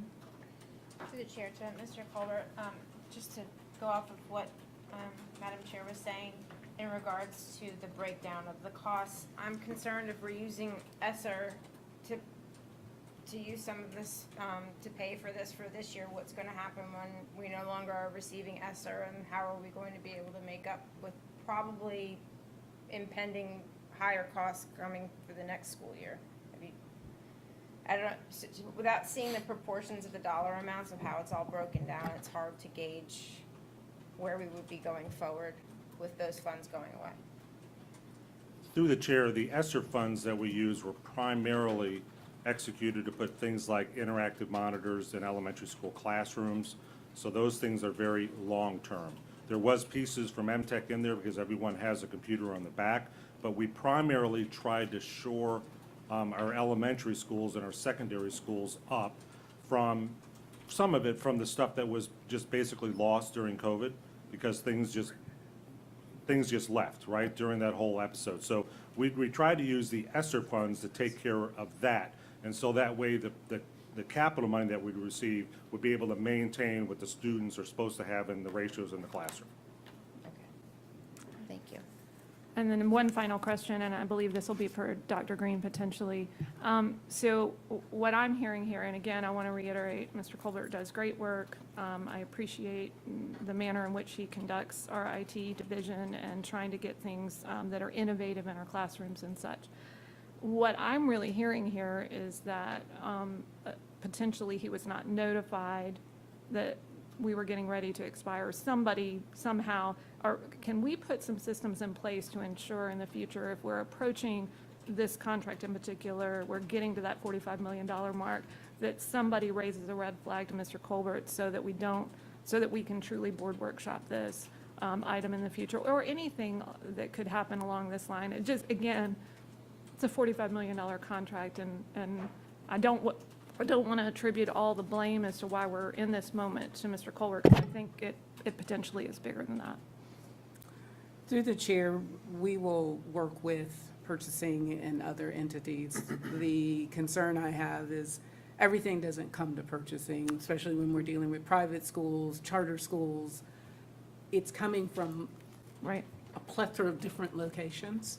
So we'll just have to figure out how we can make sure Mr. Colbert is in the know, or we can do it the old-fashioned way and pull the item until the next board meeting, until it can go through agenda review. No, at this point, I've had my questions But answered. that is another Yeah. answer. I don't want to, it sounds like there are already purchase orders that are being held up. I don't want to hold up anymore. I have my answers. I just want to make sure we don't get ourselves in the predicament again, that's all.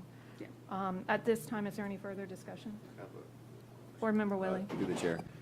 Thank you for the conversation. I know last year, I think it 2021-22 was 45 million, and then it's the same, but it's not to exceed.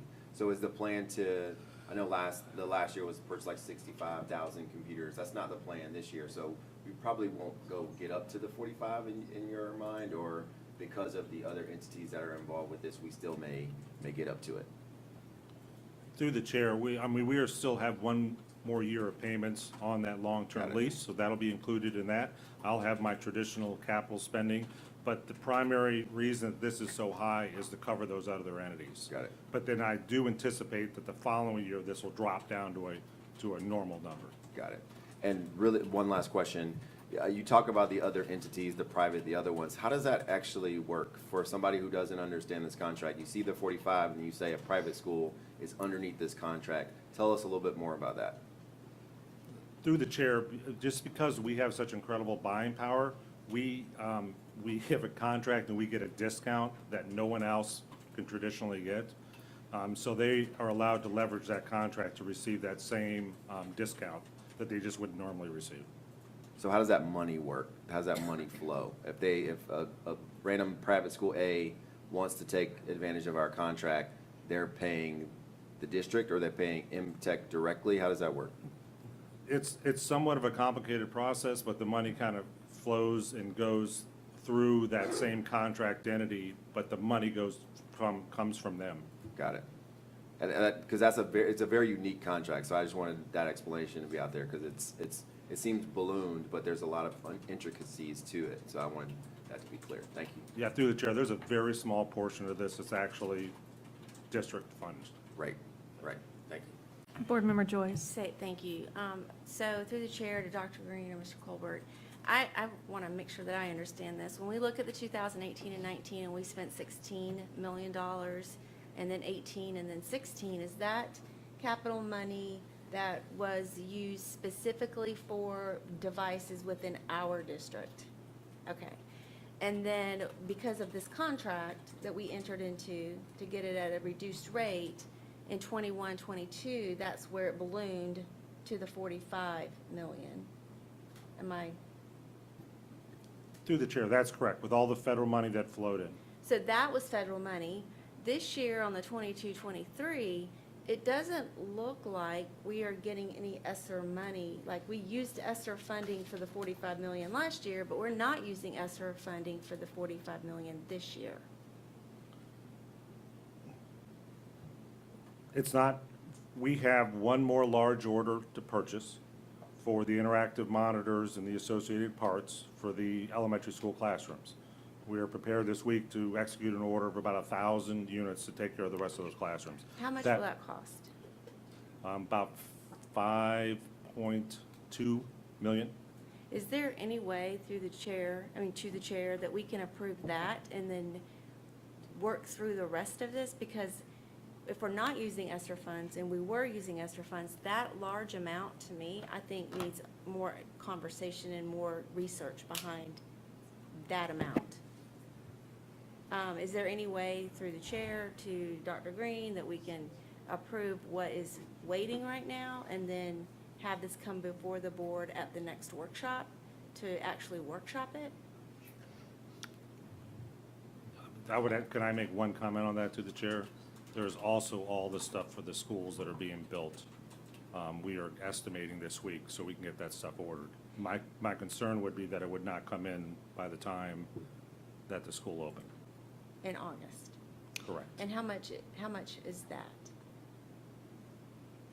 How much money is going to be dedicated towards that? Altogether that we need to fulfill this item right now? With pending orders, probably close to 15 million? That's a long way away from 45.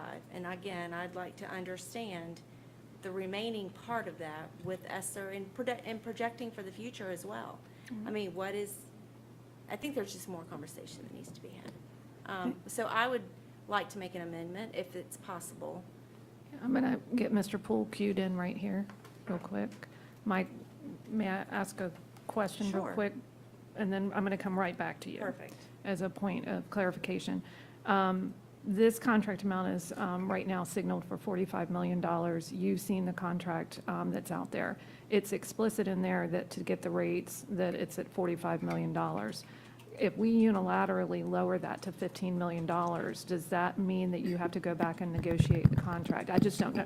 I'm not sure whether we can or not. And I want to ask that question because the contract, I believe, is captured at 45.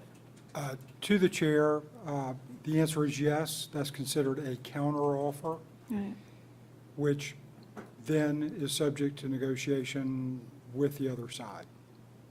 So if we were to amend it and pass this, we're actually not approving a contract because you would have to go back and negotiate. So an amendment on this doesn't necessarily work. That's correct. Board Member Willie. So from a contractual standpoint, this says not to exceed 45. So it doesn't say we're giving them 45 million. It basically says it gives us the opportunity to be in relationship and have these conversations. So I think this can be signed and we can still have ongoing conversations about each of those pieces that you mentioned. This just gives us an ability to have the conversation. Doesn't say we're gonna spend 45, so we can still figure those things out, but it gives us the space to say, hey, we're in relationship and we can actually get the discount that we want. So I think I appreciate that. that's a way to look at this. Okay. Board Member Willie, thank you. I appreciate that. Board Member Joyce, I'm coming back to you. I can agree with that. Okay. But we'll bring this item back just to have further understanding of it so that, okay. All right, that being said, Mr. Poole? And just through the chair, that is correct. Board Member Willie is correct. It sets a ceiling of 45. It's not a mandatory, you got to spend it. So that is accurate. And so this will allow us, so as a point of clarification, this will allow Mr. Colbert to go ahead and proceed with the two basic areas that he needs to proceed with, because we certainly don't want to hold up have issues with construction delays because we don't have IT equipment. So we can proceed with that, but get further information. Board Member Joyce. Yeah, one more question I have Sure. through the chair to Mr. Colbert. This is or Dr. Green, this is a $45 million contract, and again, last year we covered this with ESSER funds. This year we're using actual, funding that we Okay. receive. What is the expectation for next year?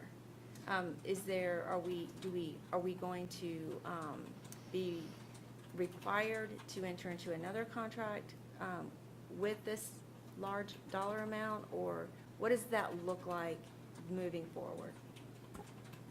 Through the chair to Board Member Joyce. So the large amounts really have been tied to COVID and the additional funding. We got the grant from the FCC, which allowed us to purchase laptops for families to keep at home. We received the ESSER funding. Part of that ESSER requirement was to spend dollars on technology.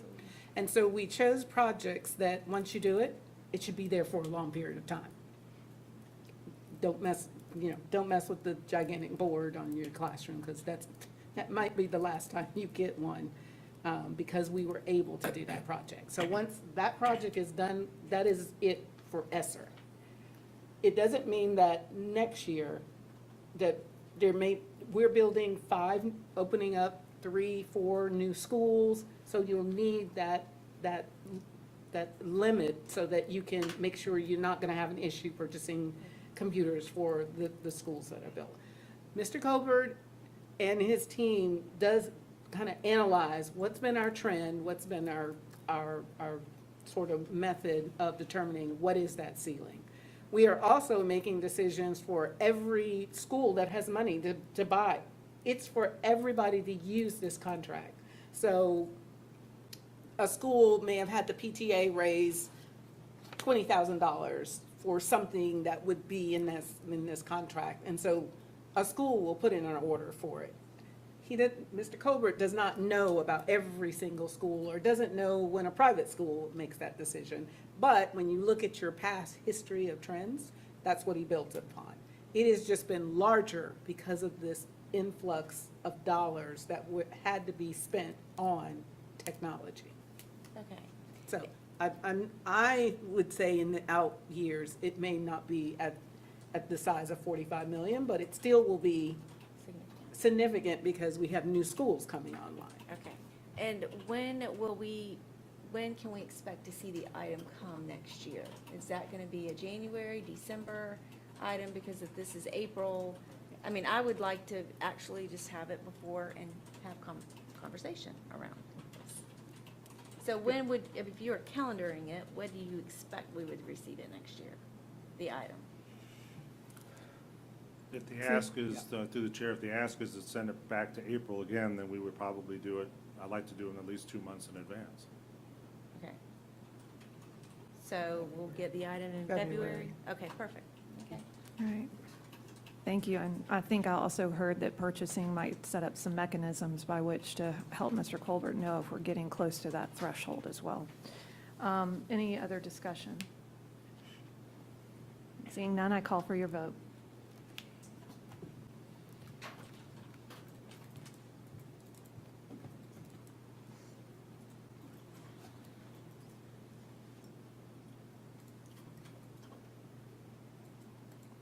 That item passes 7-0.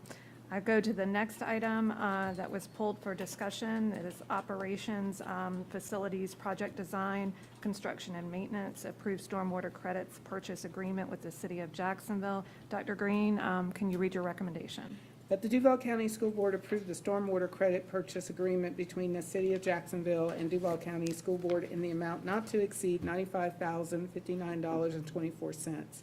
That the Duval County School Board authorize the Office of General Counsel to make non-substantial technical or non-material changes to the stormwater credit purchase agreement if needed.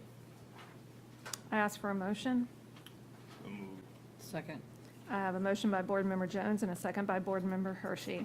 And I will open it up at first to Board Member Hershey. I believe she's the one that pulled this item. Yes, I did. This is one of those items that, to me, is a shared partnership, and oftentimes we have the city asking to use our schools for MOUs so the community can benefit. And my concern was that the city was going to have no investment in this project. And through the chair in conversation with Mr. Soros, great news at the end of the day today. So I would just like to, through the chair, have Mr. Soros explain what he was able to do and thank him and Ms. Tammy Talley for their efforts and conversation with City Hall, because I believe it was worth going back and having further discussion and asking for a commitment from the city, because I think that shared partnership is important.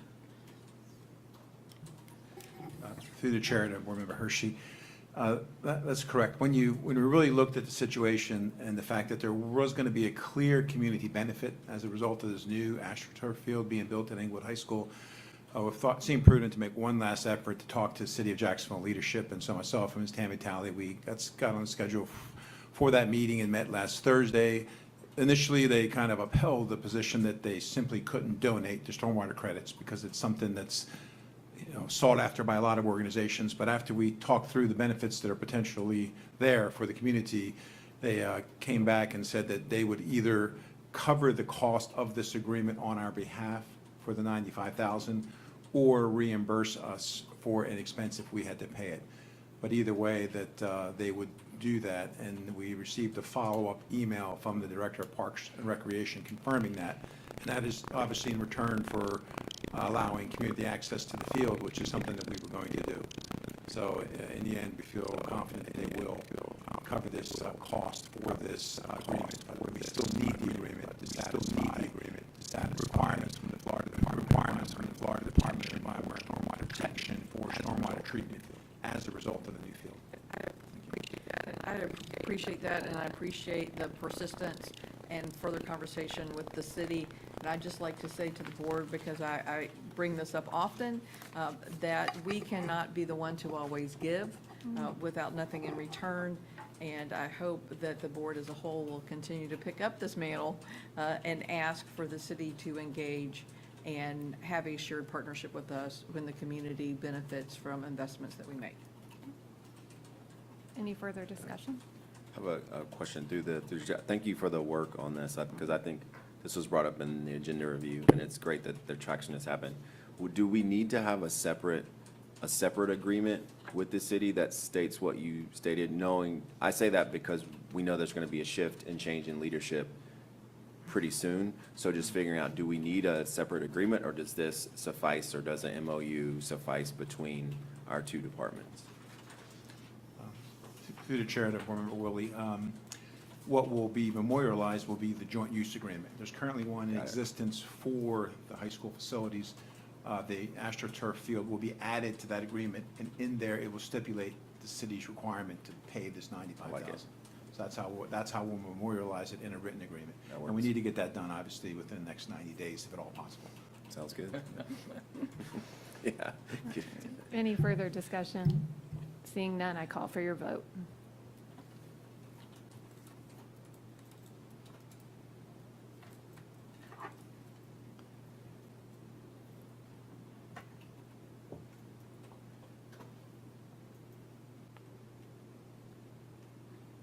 That item passes 7-0. We'll now move on to board member travel. That the Duval County School Board confirm the travel listed is for official board business, and that it complies with the rules of the State Board of Education. June 7th through the 9th, 2023, Tampa, Florida. Florida School Boards Association, FSBA, Florida Association of District School Superintendents, FADS, Annual Summer Conference, Pearson. Is there anyone from the public who wishes to speak to this item? Seeing none, I ask for a motion. So moved. Second. I have a motion from Board Member Jones and a second from Board Member Willie. Is there anyone that would like to discuss or speak to this item? Seeing none, I call for your vote.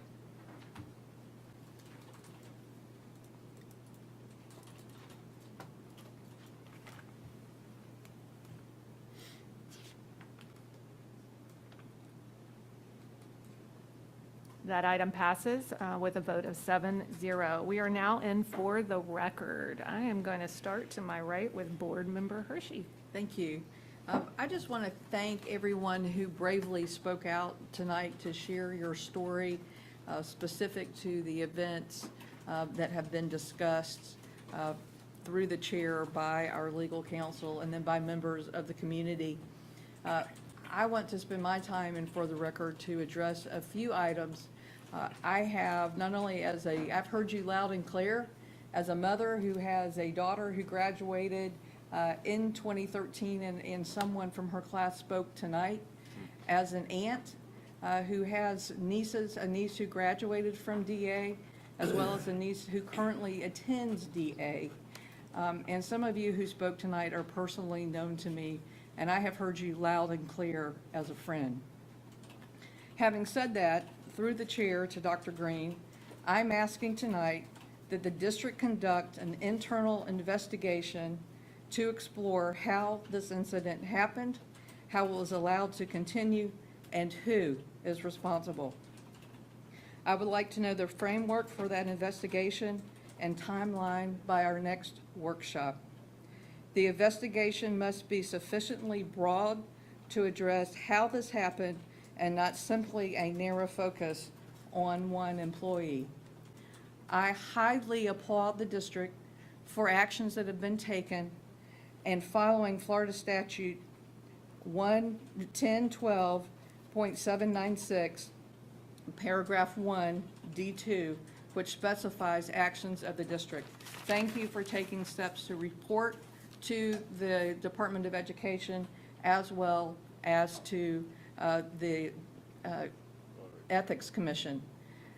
But this is an extra step that I feel that our district needs to have an internal review to understand how we got to where we are.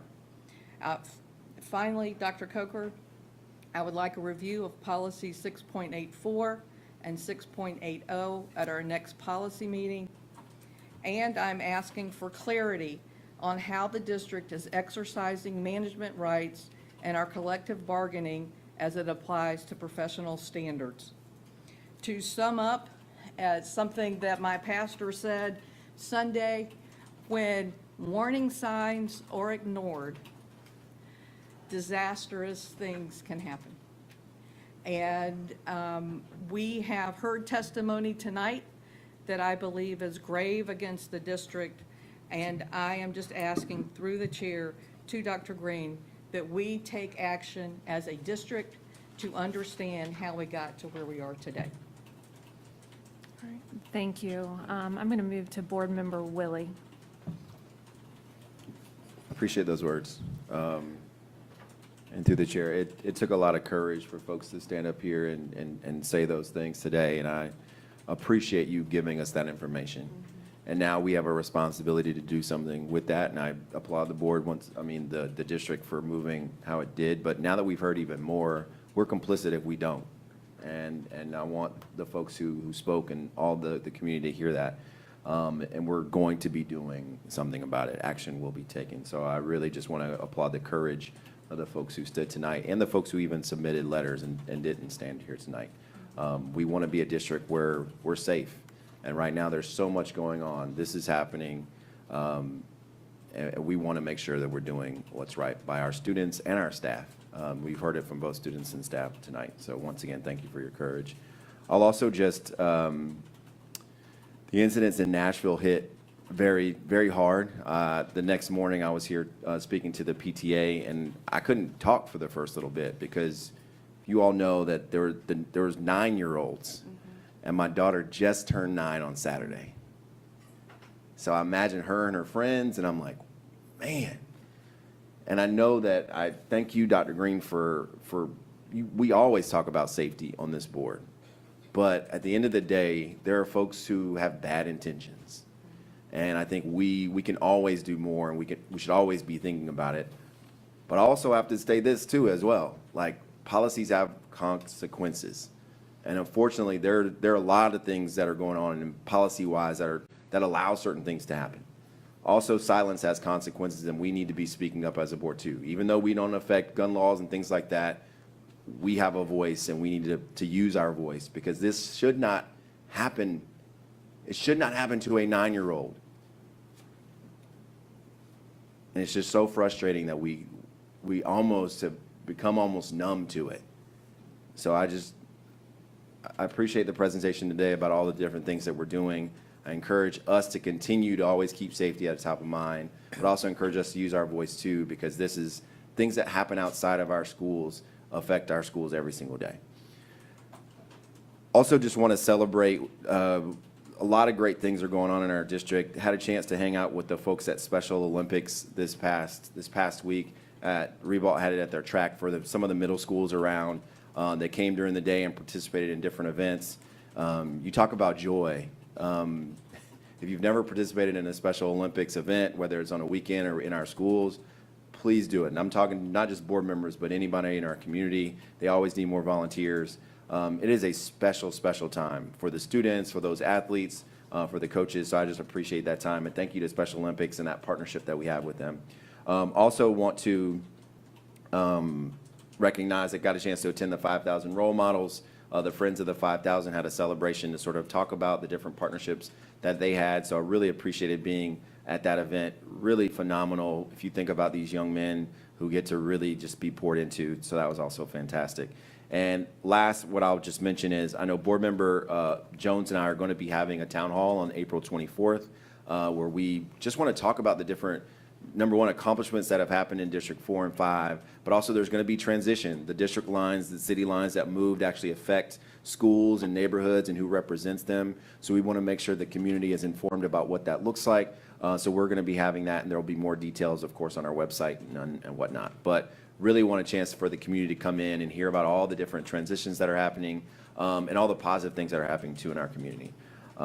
So once again, thank you for that, and I'll yield the rest of my time. Thank you. We'll move to Board Member Joyce, who's back with us in person. We're glad to have you back in person. Thank you. Well, I was going to end with that, but I want to begin by saying I just want to thank the board for your patience and for allowing me to participate by telephone.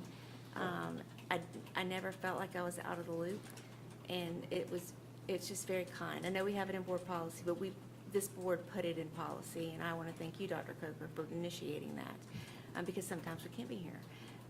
But thank you for your thoughts and your prayers, and Dr. Green, thank you for reaching out, and the flowers and everything. It was very sweet, and I'm very appreciative.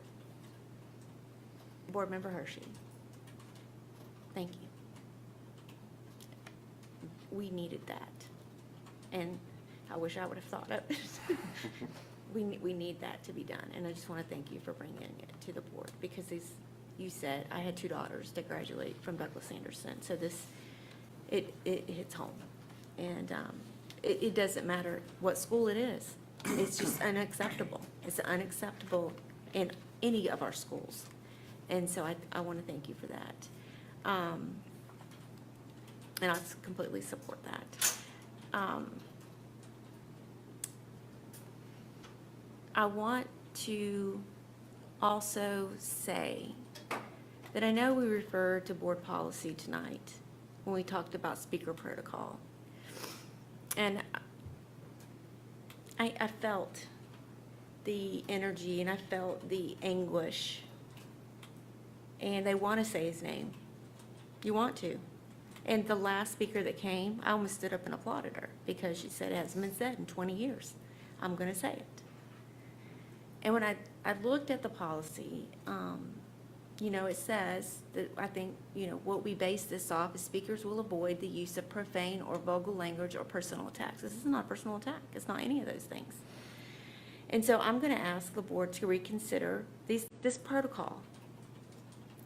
I understand a personal attack, but also we have speakers that come before the board and they want to celebrate a principal, or they want to address an issue in the district, and it's not necessarily a personal attack, but the board needs to know, not just that it's a title, they need to know specifically what the issue is. And Dr. Green is very adamant, and she's very judicial about sending a cabinet member out to talk and say what is going on so we can fix these problems for you.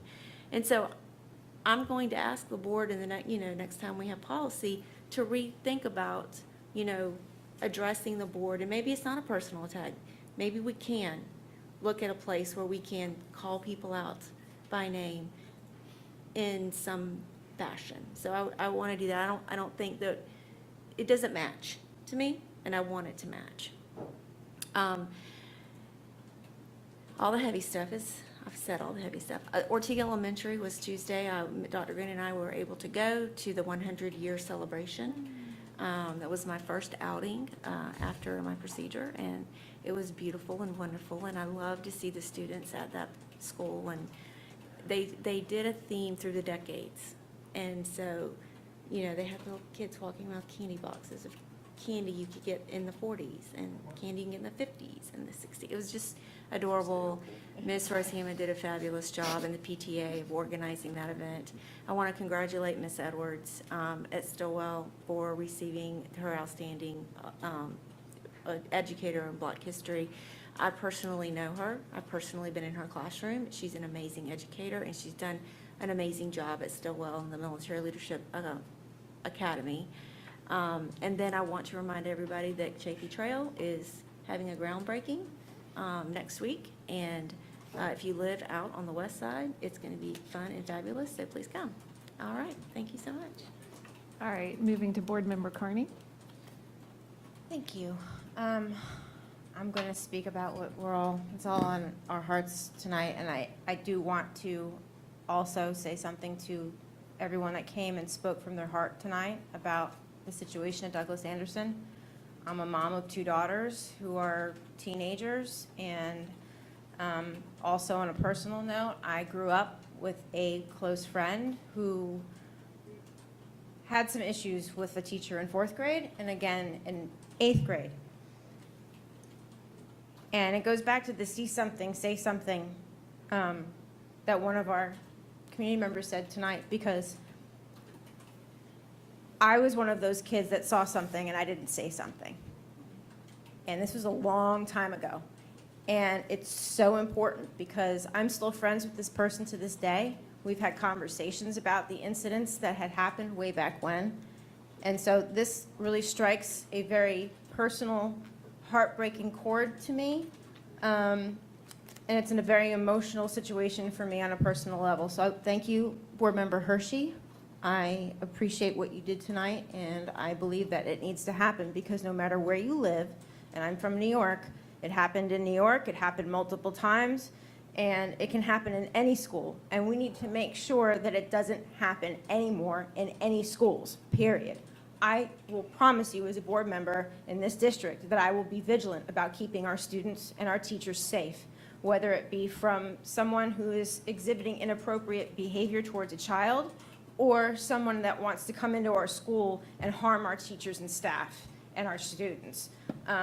So I want the community to know that I will remain vigilant with our board, and we will always do what's right, and we will always stand up and protect our children and take every possible precaution, whether it be safety from the outside or within. That being said, I got to sit in a helicopter. And I also got to ride in a brand new bridge simulator with Miss Peak at Naval Station Mayport last week. Was it last week? Yeah, it was last week. And I just want to commend Captain Bender and what he's doing to partner with us as a district at Naval Station Mayport. The military and the Navy community here in general, I have so much respect for, and I walked out of that day tired, but so joyful to see our 9th and 10th grade girls from Fletcher, Ribault, and Andrew Jackson start from being very quiet and not knowing what to do to backing a simulator of a carrier into a pier, asking if they could drive it through a hurricane, and having really open, honest dialogue with women who are taking leadership roles in our United States Navy. So it was an amazing experience. I've already told Captain Bender that I need to know how to operate that simulator, and I am coming back. But again, I just want to commend our partnership with the military in town and the district because they're doing amazing things with us. So, also, somebody else that's doing amazing things, and thank you, Dr. Green, for forwarding me the email from our Fletcher senior, Grant Tucker, who has gotten into 6 of the 8 Ivy League schools in our country.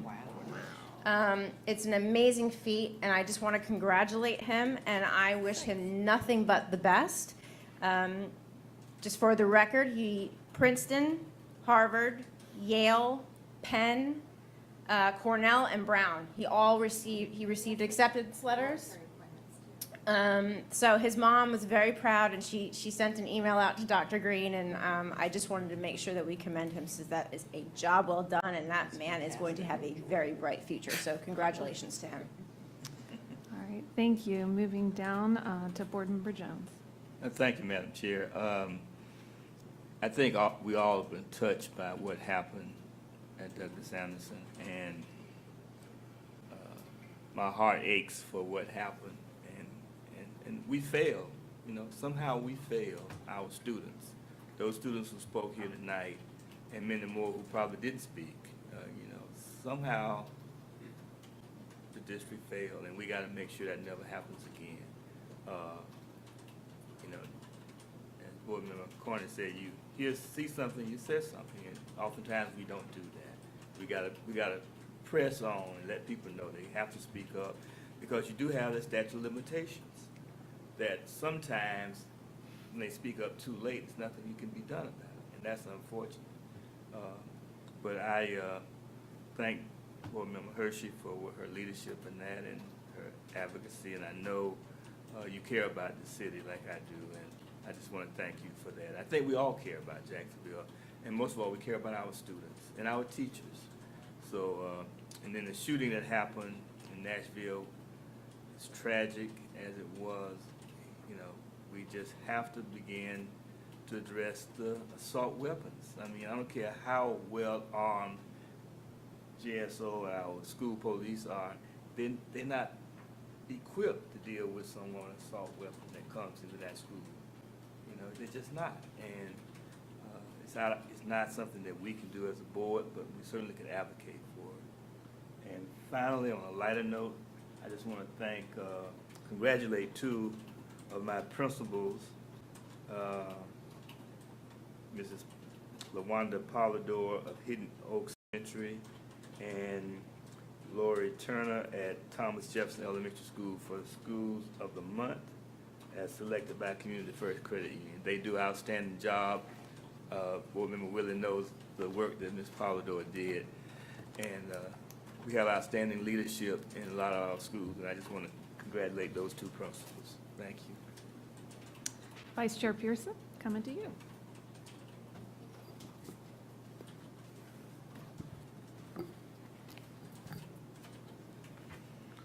I had planned to limit my comments only to HB 733 and SB 1112, but I do want to thank Board Member Hershey for her comments and call for investigation. This isn't the first time this has happened to a school in District 3 in the last few years, and so thank you for that.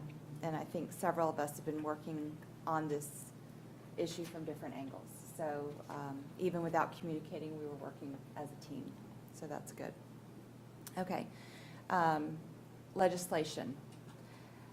HB 733, SB 1112 is the school start times bill that I mentioned, seems like a very long time ago, at the beginning of the meeting.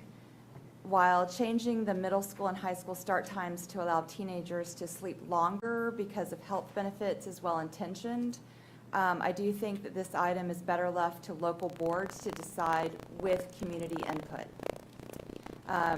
Orange County Public Schools has already done some work in this area. I have the results of a survey that they conducted. They received responses from almost 32,000 respondents, students, parents, community partners, employees of the school district and others. 87% of those respondents represent the middle school, high school grade bands.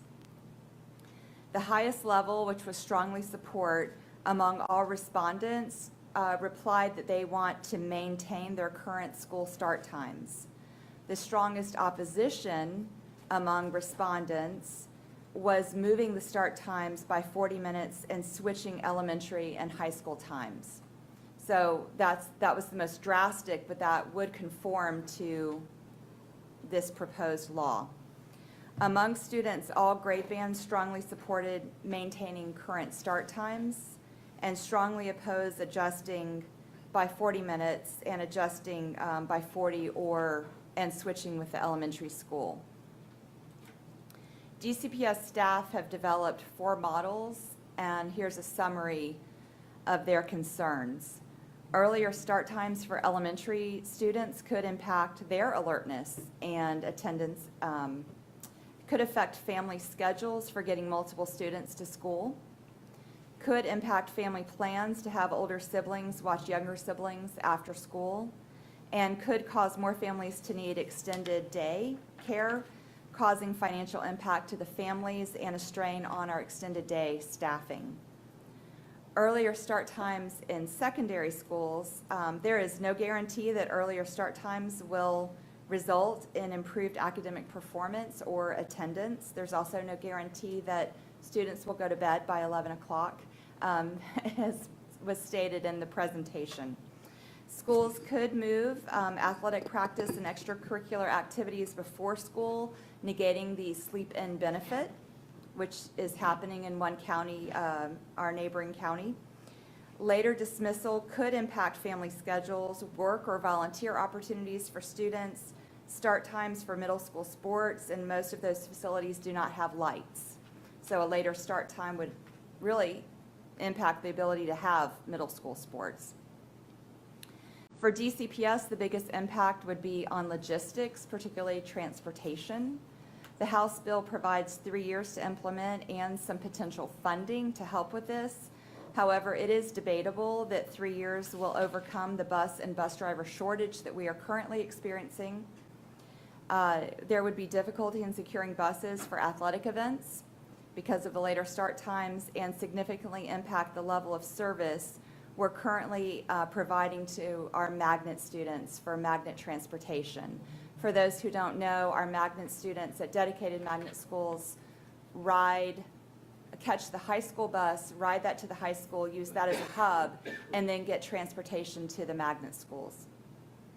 For the community, there's a foreseeable impact to the morning and afternoon commute, to work schedules, and busing is a logistical concern, but the start time applies to all students in public, traditional, magnet, and charter schools. So there is, whether a student rides a bus or not, there's going to be a shifting of more cars and car lines at different times, and perhaps a compression of that schedule.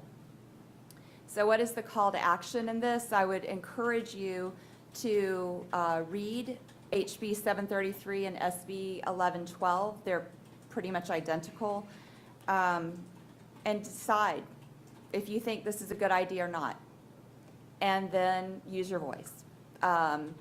We have a number of people that you can reach out to. The bill sponsor for SB 1112 is Senator Burgess from Zephyr Hills. The two committees that are upcoming for this legislation are the Senate Appropriations on Education and the Senate Fiscal Policy Committees.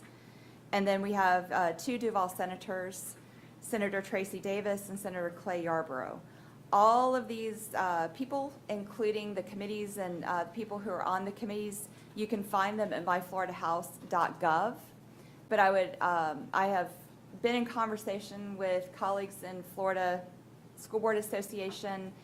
They are comparing this to the Bright Futures legislation a couple of years ago, where parents who talked about the personal impact of that proposed legislation, students who talked about the personal impact of that proposed legislation, were able to affect change to the proposed legislation.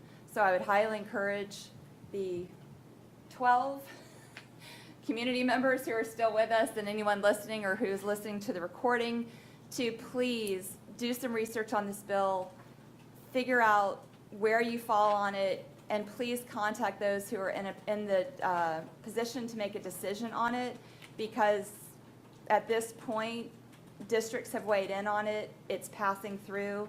We really do need our parents, our teachers, our community members who will be affected to please reach out and to the interested parties who have decision-making ability to please speak out for or against this bill, but please do some research and thinking about this.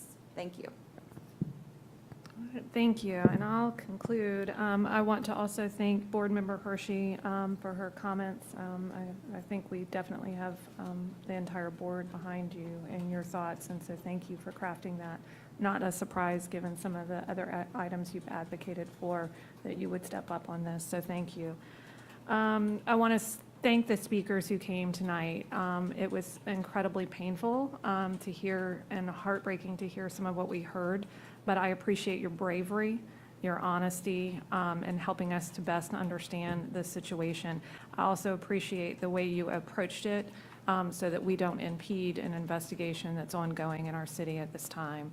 But again, I just thank you for your bravery, and for sharing your story.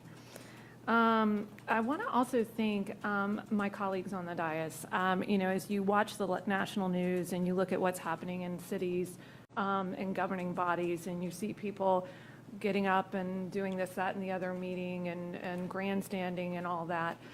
This past week, we had a hard issue, and it hit all of us.